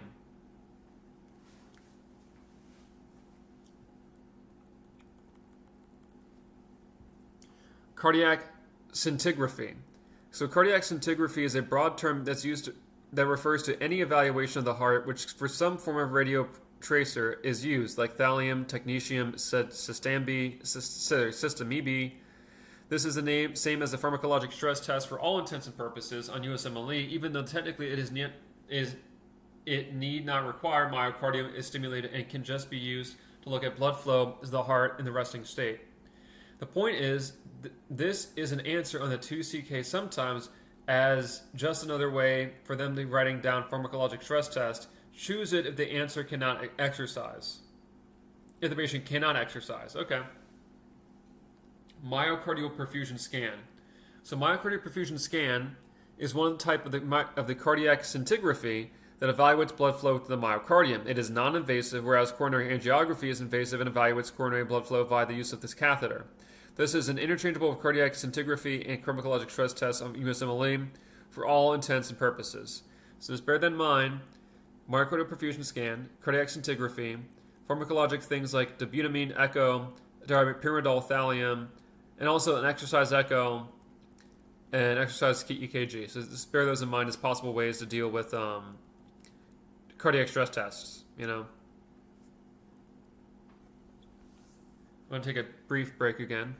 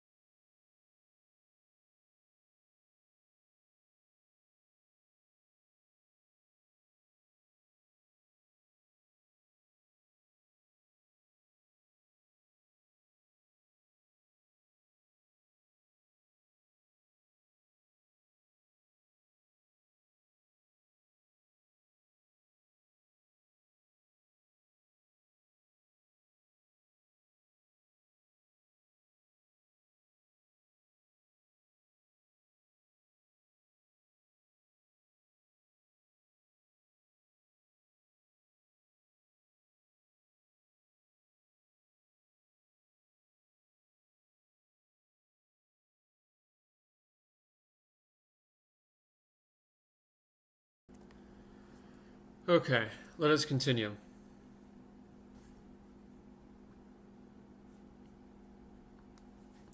So now I don't feel so bad. I guess I'm taking intermittent breaks here and there. So, but we're on page 32 right now. Knee trauma causing popliteal arterial injury. Knee dislocation. If the question gives you an MVA, not sure what they mean by that. If the question gives you an MVA where the knee is injured, plus motor vehicle accident, okay, plus absent pulses distally, the sequence of the answers they want is a knee relocation first, followed by arteriography to look for the popliteal arterial injury. So they want the knee relocation first, followed by arteriography. If one of the two CK questions, they already tell you that the knee is relocated, then answer is arteriography with runoff. Students say, what is the runoff part? No clue. It's just that that's just what they want. So, number 1, relocation. Number 2, arteriography with runoff. Penetrating trauma. If the question gives you a gunshot wound to the knee, plus absent distal pulses, go straight to surgical exploration as the answer. This could be thought of as a knee equivalent of a gunshot wound to the abdomen, where the straight to laparotomy, even if the patient is stable, is the answer. We want to figure out what's going on, right? And it's going to be a little bit more invasive. Well, yeah. High yield vasculitides.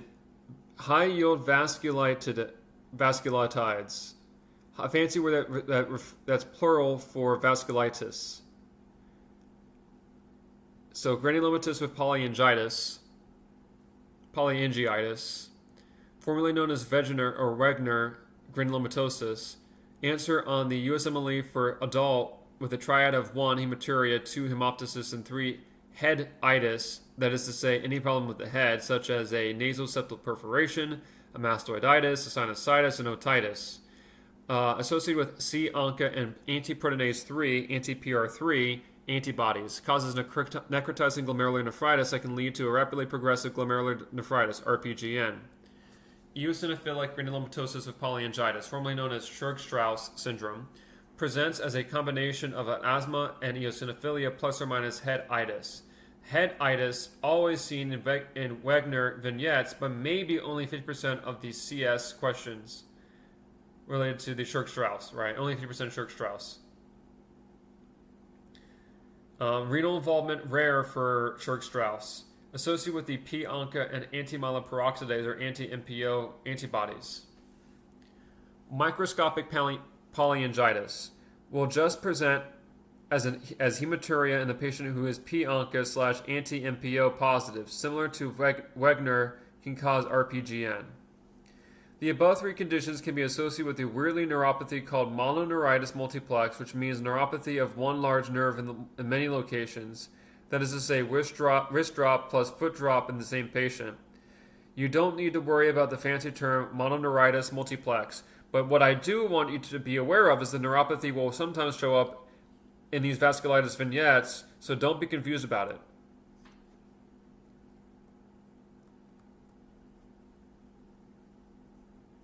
These things are probably somewhat confusing to me because I don't really know these very well.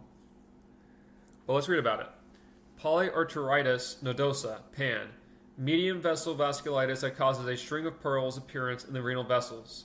Causes fibrinoid necrosis, which means it looks like fibrin but is not fibrin. One MBMU question has a segmental ischemia necrosis as the answer. Segmental ischemia necrosis. Again, a little bit beating around the bush a little bit with that one. Can be caused by hepatitis B. For whatever reason, USMLE wants you to know that PAN, or polyarteritis nodosa, spares the lungs, that is to say, it does not affect the pulmonary vessels. What about Takayasu arteritis, aka pulseless disease? Classically affects Asian women 40s and older or younger. Inflammation of the large vessels, including the aorta, always affects the subclavian arteries which supply the arms, which is why it can cause weakly or non-palpable pulse in the upper extremities. Temporal arteritis, aka giant cell arteritis, 9 out of 10 questions will be painful unilateral headache in patients over 50. I've seen one question on NBME where it's bilateral. Flares can be associated with low-grade fever and high ESR.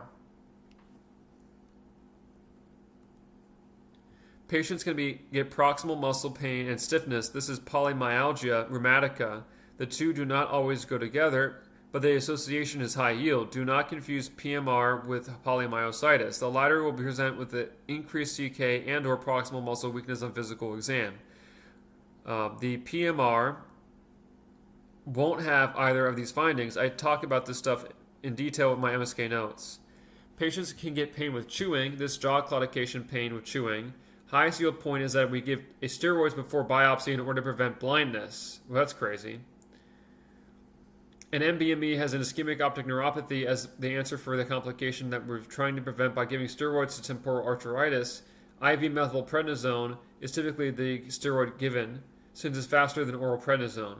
To my observation, many 2CK NBME questions will give the answer as something like steroids now and then a biopsy within 3 days, or IV methylprednisolone and biopsy within a week. Students ask about the time frames, but for whatever reason, USMLE will give scattered or varied answers like that. Another 2CK question gives easy vignette for temporal arteritis, and then asks the next best step in diagnosis. The answer is equals biopsy. Steroids aren't part of the answer. Makes sense since they are asking for a diagnostic step. Again, we're still all talking about temporal arteritis in that context. What about thromboangiitis obliterans? That is to say, Buerger disease, technically a vasculitis, dry gangrene of the fingers or toes, generally in males over the age of 30 who are heavy smokers. Treatment is the smoking cessation. Don't confuse with Buerger disease, which is an IgA nephropathy.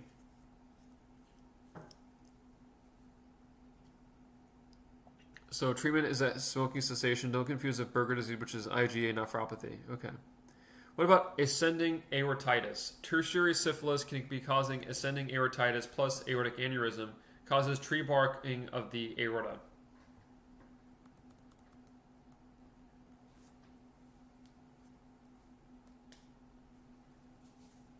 Thrombophlebitis. We're talking about deep vein thrombosis, or DVT. DVT will be a unilateral thigh or lower leg swelling in the patients with risk factors such as post-surgery, prolonged sedentation, oral contraceptive use, history of thrombotic disorders, factor V latent, prothrombin mutation, virtual triad of increased DVT risk, 1. Venous stenosis, e.g. post-surgical sedentation, 2. hypercoagulable state, e.g. estrogen use underlying malignancy, 3. endothelial damage, i.e. smoking. Oral contraceptives contraindicated in smokers over the age of 35 because estrogen causes hypercoagulable state for 2 reasons. 1. Estrogen upregulates fibrinogen, and 2. Estrogen upregulates factors VA and 7A, 5A and 7A. 5A and 8A. USMLE loves nephrotic syndrome as a cause of DVT, loss of antithrombin 3 in the urine, leading to hypercoagulable state. Antiphospholipid syndrome, DVTs, despite paradoxical increase in PTT, that is to say, if PTT is high, you would think that you're having a bleeding diathesis, not a thrombosis. May or may not be due to lupus. Antibodies against phospholipids cause in vivo clumping of the platelets, leading to an increase in clot initiation, but disruption of the in vitro PTT assay means that increase in PTT. Major danger of DVT is DVT can embolize to lungs, causing a PE, leading to acute onset shortness of breath and tachycardia, death if saddle embolus. Homensign can mean the DVT, which is pain in the calf with dorsiflexion of the foot. Diagnosed DVT with duplex venous ultrasound of the leg calf. Treatment is heparin. Harder stuff for 2CK is that they care about the prophylactic versus therapeutic doses of heparin. Prophylactic dose is low dose and is used perioperatively in patients with venous disease stases or other high risk, or who are at high risk. If a patient has an actual full-blown DVT, however, give therapeutic dose, which is a higher dose. There are two CK questions on this stuff. One just mentions a guy going to surgery who has a history of venous stasis. Answers prophylactic heparin dose. Therapeutic heparin dose is wrong answer. So it can't be therapeutic, it has to be prophylactic. The second question gives a guy who's already on prophylactic heparin but gets a DVT anyways. The answer is then heparin, which is weird because students are like, "White, what? He's already on heparin though." And I'm like, "Yeah, but what they mean is we have to give them therapeutic dose now for the active DVT, which is a higher dose. So now we have to bump up the dose basically because he already has a DVT. DVT can rarely cause stroke. DVT can rarely cause stroke. DVT can rarely cause stroke if an ASD is present, paradoxical embolus, dumb and low yield, but it shows up and students get fanatical over it.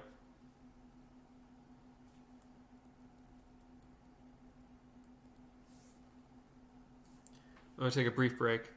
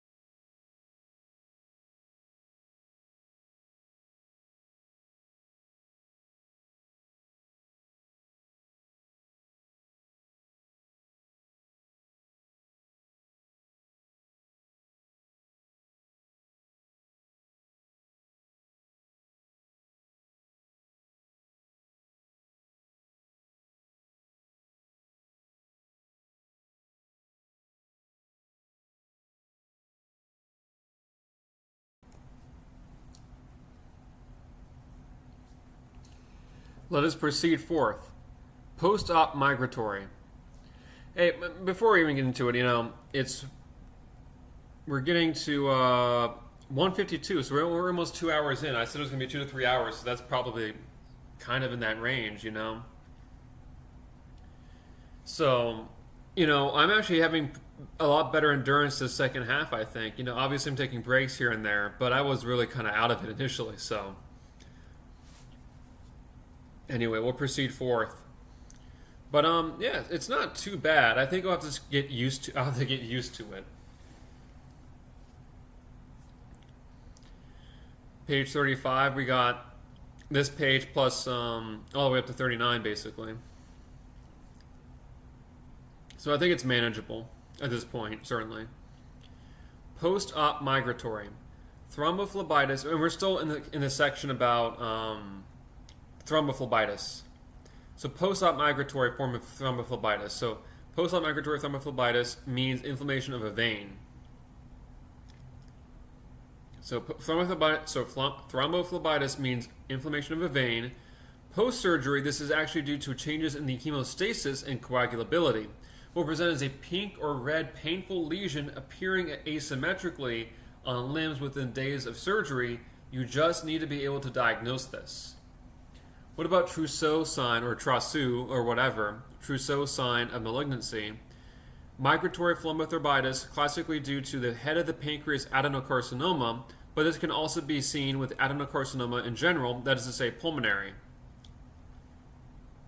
Catheter-associated septic thrombophlebitis, or CAST, shown up on the 2CK form as a patient who has a catheter in and then develops a 4 centimeter indurated painful fluctuant cord in his arm, refers to vein. The answer would be excision of vein. Obscure question, but not my opinion. Take it up with NBME if you think it's strange or weird, and is what he says. A lot of references. Yeah, you might think this is weird, but this is the answer. And so I suspect if you're taking Comlex, there's going to be some oddities to Comlex as well, but a lot of overlap. Maybe the quirks might be present. There just be different quirks potentially. I'm not quite sure. I haven't taken Comlex 2 and Step 2 and then give a comparison that's in depth and thorough. I can't say, but that's my suspicion. Pelvic septic thrombophlebitis, PST. The answer on the USMLE in a woman who has postpartum endometritis, fever plus tender lower abdomen with persistent fever 48 hours despite antibiotics. Endometritis can lead to an increased risk of local infective clots in the ovarian veins. If they give you a postpartum woman with sepsis, that is to say SIRS plus infection, but the vignette doesn't fit the PST as described above, the answer is puerperal sepsis on this UCK form. The latter is a more general term that can refer to many causes of postpartum sepsis, including the PST, confusingly enough.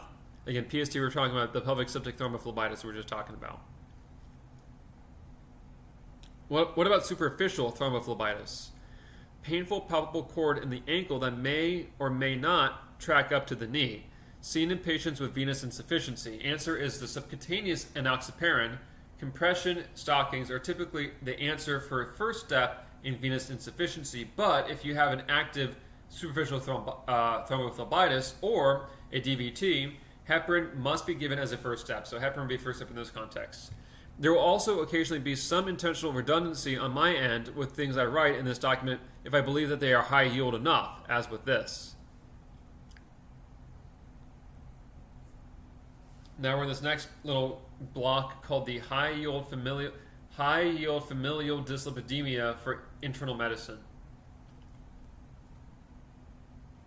So condition, mechanism, high yield points. Hyperchylomicronemia, or AR. Mechanism, deficiency of lipoprotein lipase or apolipoprotein C2. High yield points, increase in chylomicrons plus TGAs, pancreatitis, abdomen, not chest, pain. Xanthomas, and plasma appears creamy. What about hypercholesterolemia, AD? Deficiency, heterozygous or absent homozygous or of LDL receptor or ApoB100. Increase in LDL. LDL usually 3 to 400 in heterozygotes with MI/depth in 30s to 40s. Answer is deficiency of functional LDL receptor. LDL usually is 700 to 1,000 homozygotes with MI in teens. The answer is absence of functional LDL receptor, and then xanthomas. Hypertriglyceridemia, AD. Increase in hepatic production of the VLDL, leading to an increase in TGAs and pancreatitis.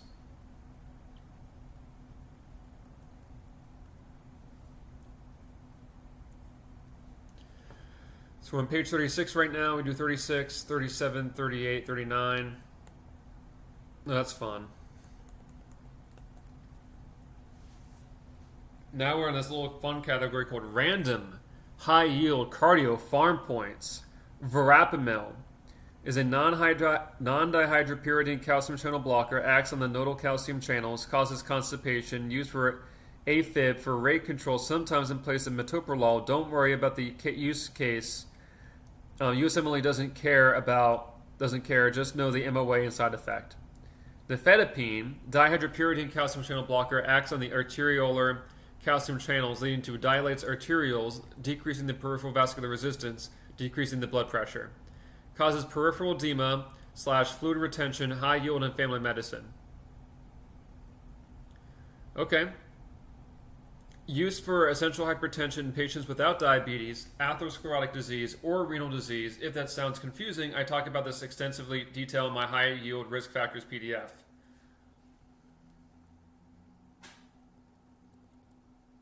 Beta blockers. A lot of information on this stuff. Beta blockers. Beta 1 is on myocardium. Beta 2 is on peripheral arterioles. There are all other binding sites, but the above are what USMLE cares about 99% of the time. Beta 1 selective blockers follow the mnemonic A-beam, atenolol, bisoprolol, esmolol, albuterol, and metoprolol. Okay, I've always heard it as betaxolol, but bisoprolol was probably a little more accurate, I think. There's an albuterol, though. Albuterol is technically a partial agonist, to be fair. And I guess betaxolol, I think betaxolol is probably okay. Whatever. They say A-beam here: atenolol, bisoprolol, esmolol, albuterol, and metoprolol. The important beta 1 and 2 non-selective is propanolol. So again, the ones we were talking about before, those A-beam, that's cardioselective. We're using beta 1 specifically is what it's blocking. But the non-selective type that's famous is propanolol. Labetalol and carvedilol antagonize both beta 1 and alpha 1. They don't end in alol, which makes them easier to remember grouped this way. Okay.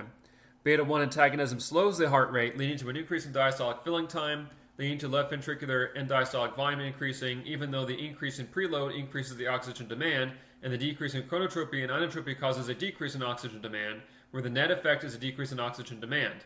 Step 1, MBME wants beta blockers as slowing the rate of diastolic depolarization. In other words, if the heart rate slows, then fractionally more time is spent in diastole, which means that the process of returning to systole is delayed or protracted. Labetalol used first line in patients who have aortic dissection and traumatic rupture of the aorta. Nitroprusside comes after. 2CK questions gives esmolol and nitroprusside as the answer to a traumatic rupture on question, but almost always they will just want labetalol. Timolol can be used topically for glaucoma, decreasing the aqueous humor production. Propanolol used for innumerable things, leading to a treatment of tachycardia and hyperthyroidism, because it also has additional effect of decreasing the peripheral conversion of T4 to T3. Akathisia, restlessness as an extrapyramidal side effect of antipsychotics, essential alcoholic or idiopathic tremors, have seen various tremors related to NBME forms this way. Not just essential tremor, social phobia. If the patient has asthma, 2CK psych form wants benzo instead. Hypertrophic obstructive cardiomyopathy, decreased heart rate leading to an increase in left ventricular end diastolic volume, leading to a decrease in murmur and obstruction. For propanolol, USMLE wants an increase in left ventricular end diastolic volume, a decrease in cardiac output, and an increase in peripheral vascular resistance. Propanolol is a beta 1-2 non-selective, and beta 2 agonism normally has dilatory effects on peripheral arterioles, so if we antagonize, that means you're going to have an increase in peripheral vascular resistance. For labetalol, USMLE wants an increase in left ventricular end diastolic volume, a decrease in cardiac output, and a decrease in peripheral vascular resistance. Labetalol, in contrast, has some alpha-1 blockade effect in addition to beta-1, so the PVR is decreased as the peripheral vascular resistance is decreased. Beta blocker given after ACE inhibitor A or B in the treatment of heart disease, treatment of heart failure, that is to say, choose ACE inhibitor over the A or B first. Metoprolol used for rate control in AFib. Beta blockers can cause depression and sexual dysfunction. Avoid in patients with lung disease or history of severe or psychotic depression.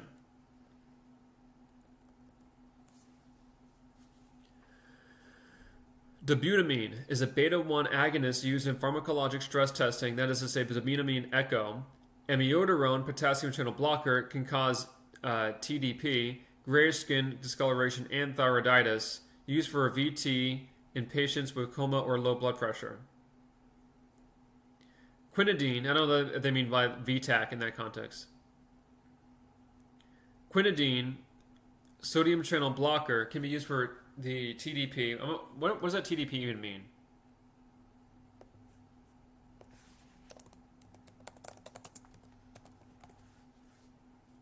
Torsades. Okay, let's just say torsades. So let's go back to it. So quinidine can cause torsades and synchronism, headache plus tinnitus. Digoxin directly blocks myocardial sodium potassium ATPase pump, leading to it causes indirect inactivation of myocardial sodium calcium ATPase, which causes more calcium to remain in myocardial cell, increased contractility. Also has parasympathomimetic effect at a nodal tissue that slows the heart rate. In other words, digoxin both slows heart rate plus increases contractility. Hypokalemia can cause toxicity. This is because digoxin binds to the extracellular potassium binding site, so if less potassium is around to compete, lower doses needed to induce effect. Toxicity presents classically as a yellow or wavy Vincent van Gogh vision. It does not decrease mortality in heart failure. That's true. It helps symptomatic relief, but does not actually decrease mortality. Furosemide. Let me take a brief break.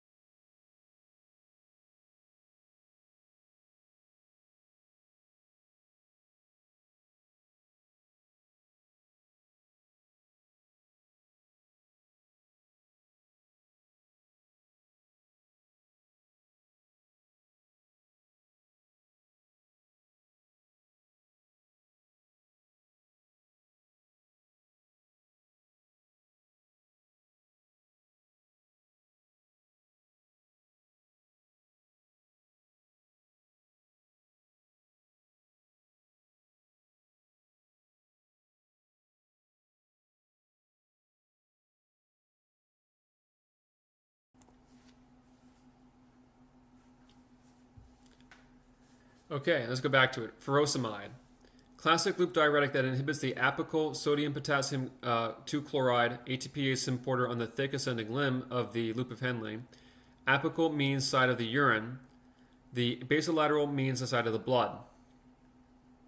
Most efficacious diuretic at enabling fluid unloading for pulmonary and peripheral edema do not decrease mortality in cardiac patients, though. Answer on the USMLE for patients of heart failure who has a decrease in oxygen saturation who refuses to lie supine/back on the gurney because he or she cannot breathe.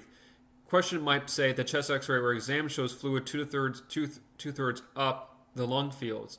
Application of loops can be confused by students with an ACE inhibitor A or B. For instance, the latter are used to first line to increase the ejection fraction in the heart failure even though the oxygen saturation is low.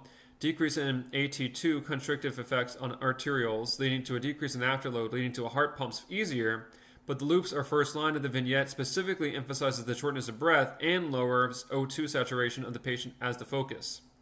High yield point is that they can cause hypokalemia.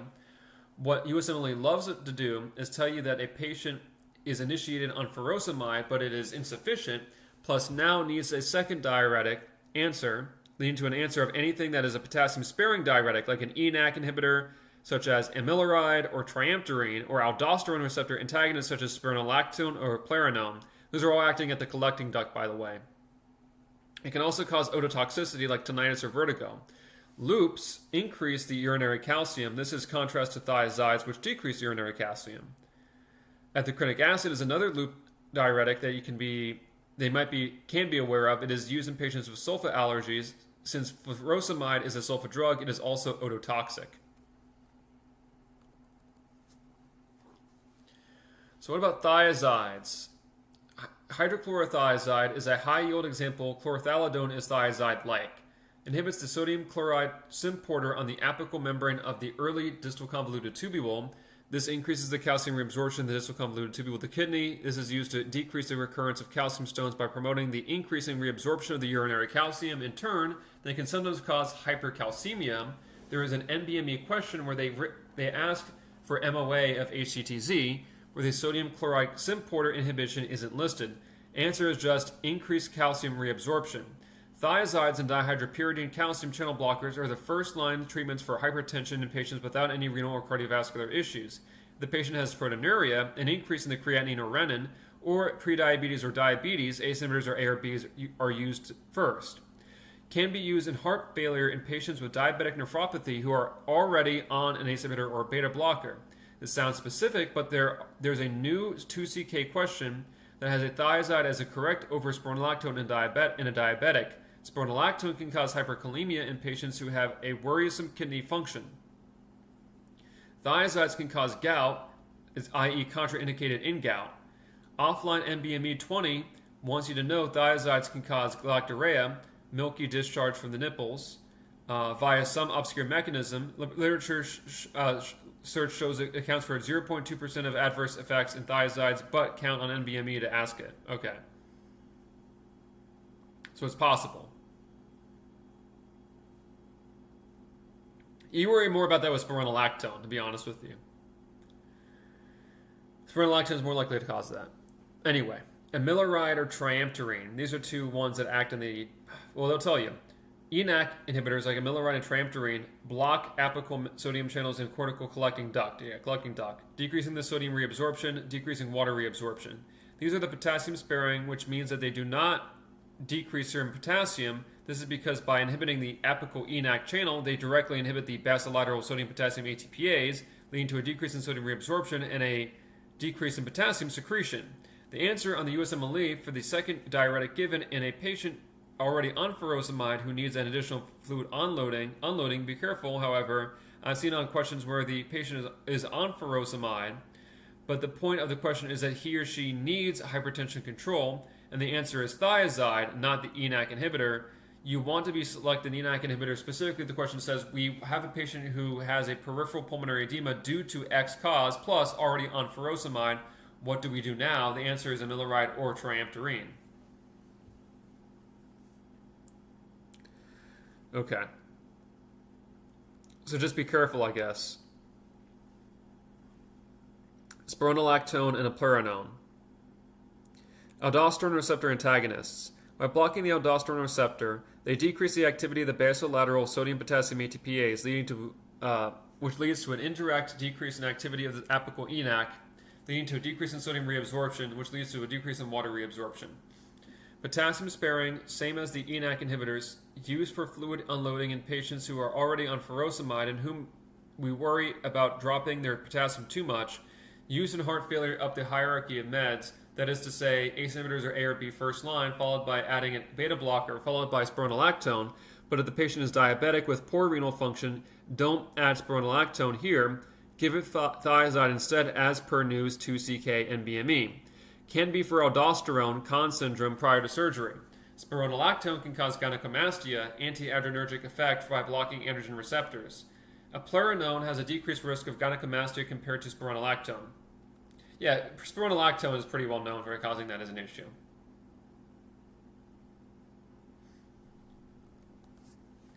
Because basically, spironolactone is acting almost like a way to messes with aldosterone, but it also messes with potentially androgens as well.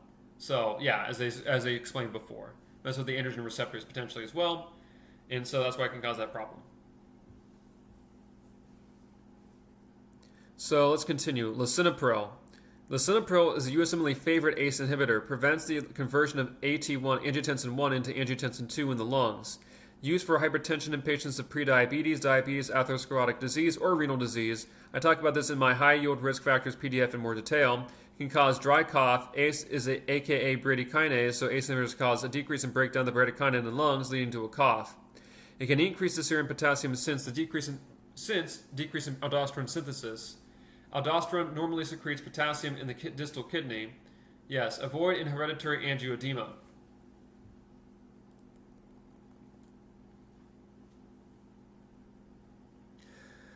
Valsartan, angiotensin 2 receptor blocker, A or B.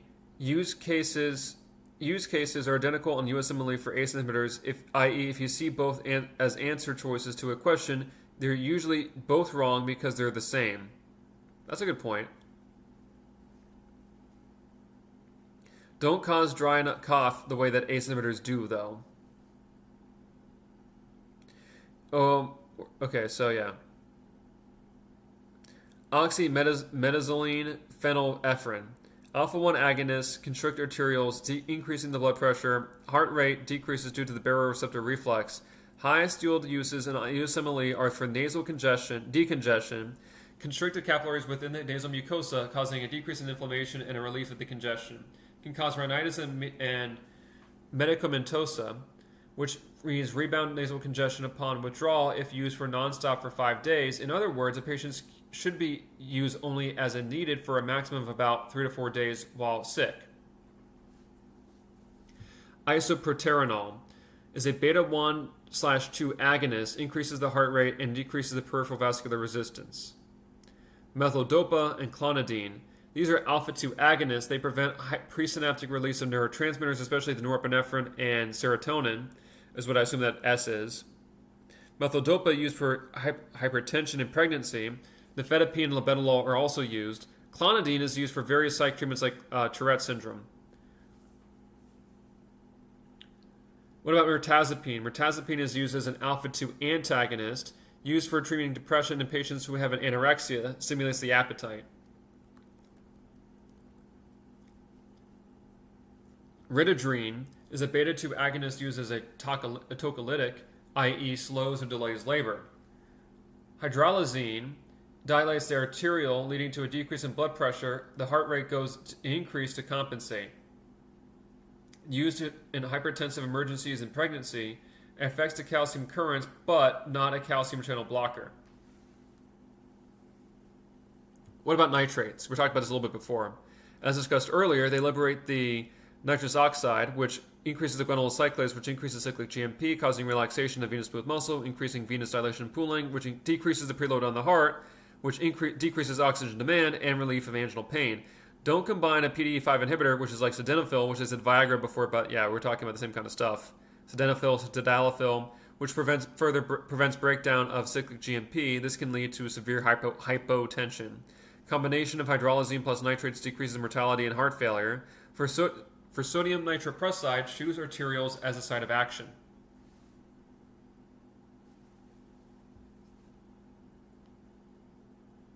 Statins. Statins have two high-yield mechanisms of action in USMLE. They inhibit the HMG-CoA reductase. 2, they upregulate LDL receptors on hepatocytes. They can cause myopathy and toxic hepatitis, and an offline NBME has myopathy as the correct over toxic hepatitis. Indications for statins on 2CK vary depending on the source, that is to say, whether the use of the 70 versus 100 milligram over deciliter cutoff in certain scenarios, but for IM, give if age 20 to 39 if LDL is greater than 190, age 40 to 75 if the LDL is greater than 100, age 20 to 75 in diabetic if the LDL is greater than 100. Some sources use 70 rather than 100 for the latter two cutoffs. What I can say is that I've seen 2CK NBME questions where they use 100 as a cutoff. That is to say, they given as an LDL of 95 and statin is wrong, implying LDL is satisfactory. Some sources incorporate a CVD risk in percentage of a greater than 70.5%, which is more of a moot pedantic talking point I've seen on the 2CK NBME question whereas CVD risk percent shows up in the system, but doesn't rely on you knowing the point to get it right. So the cutoff is probably 100, arguably 70.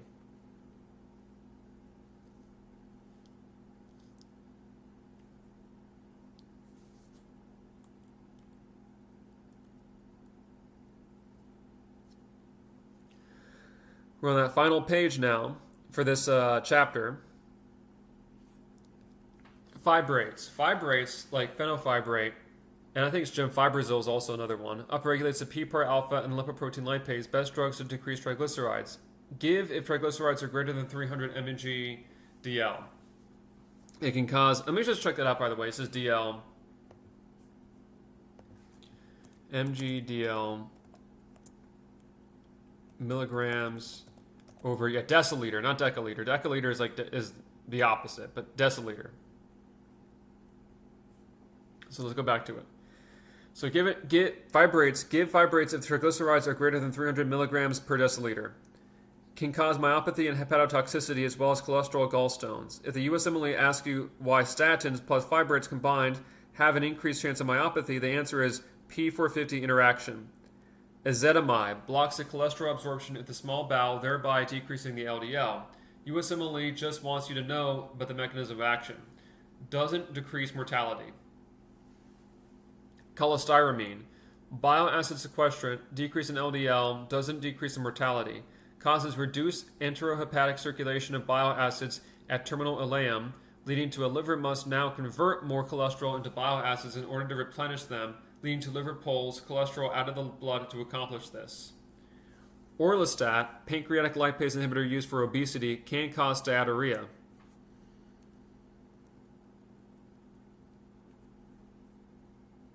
Niacin, vitamin B3, two mechanisms of action USMLE wants you to know about: decrease in VLDL export by the liver, and 2, increase in HDL more than any other medication. Administration can cause flushing caused by prostaglandins, some mitigated by aspirin, gout, and insulin resistance. Deficiency leads to pellagra, which gives you 3Ds, dementia, dermatitis, and diarrhea. Can present as delirium instead of an overt dementia. Biggest risk factor for delirium is underlying dementia, so the older patients with delirium often has an underlying cognitive decline. Dermatitis will prevent a USMLE as either hyperpigmentation of the skin or the forearms or the casul necklace. Procainamide, a sodium channel blocker that can be used in Wolff-Parkinson-White syndrome. You can remember the procaine, like canine, and Wolff, WPW, so just bear that in mind. WPW, Wolff, Parkinson-White, procainamide. Can cause drug-induced lupus. Lupus, what does that mean? Like a wolf, right? So lupus, Wolff, Parkinson-White, procainamide. Very easy. Can cause drug-induced lupus with antihistone antibodies. Flecainide is a sodium channel blocker used for first-line rhythm control in patients who fail rate control for AFib. Patients should have no structural coronary artery disease, otherwise used as a potassium channel blocker like amiodarone or dofetilide. What about dofetilide and abutolide? Well, those are potassium channel blockers. They can cause torsades, asked on MBME. Omega fish oils decrease triglycerides. What about morphine? Morphine, 2CK form gives patients who is in pain from surgery despite being on max doses of morphine, plus they say blood pressure is elevated, plus ask what is the next best step. The answer should be increase the bolus of morphine. Unusual since they say max dose of morphine already, but 1, we always full treat pain, and 2, explanation of the Q question talks about how pain can lead to a high blood pressure. My point here is that they just be aware that hypertension may be caused by pain. Treating pain can bring down the blood pressure. Separately, treatment of myocardial infarction, acute limb ischemia, and sickle cell crisis usually includes oxygen plus morphine. Answer on NBME exam for how a patient using a self-administered pump develops morphine overdose. Then morphine is converted into an active metabolite that can accumulate. Otherwise, morphine is an odd drug for me to put in this table. Didn't know where else to put it though. Okay, and that's the end of the cardio section for the internal medicine PDF for Mehlman, high yield internal medicine, for Mehlman Medical. Yeah, so Mehlman Medical high yield internal medicine PDF. That was the end of the cardiovascular section for our part 2. The part 1 has already been uploaded. It was from yesterday.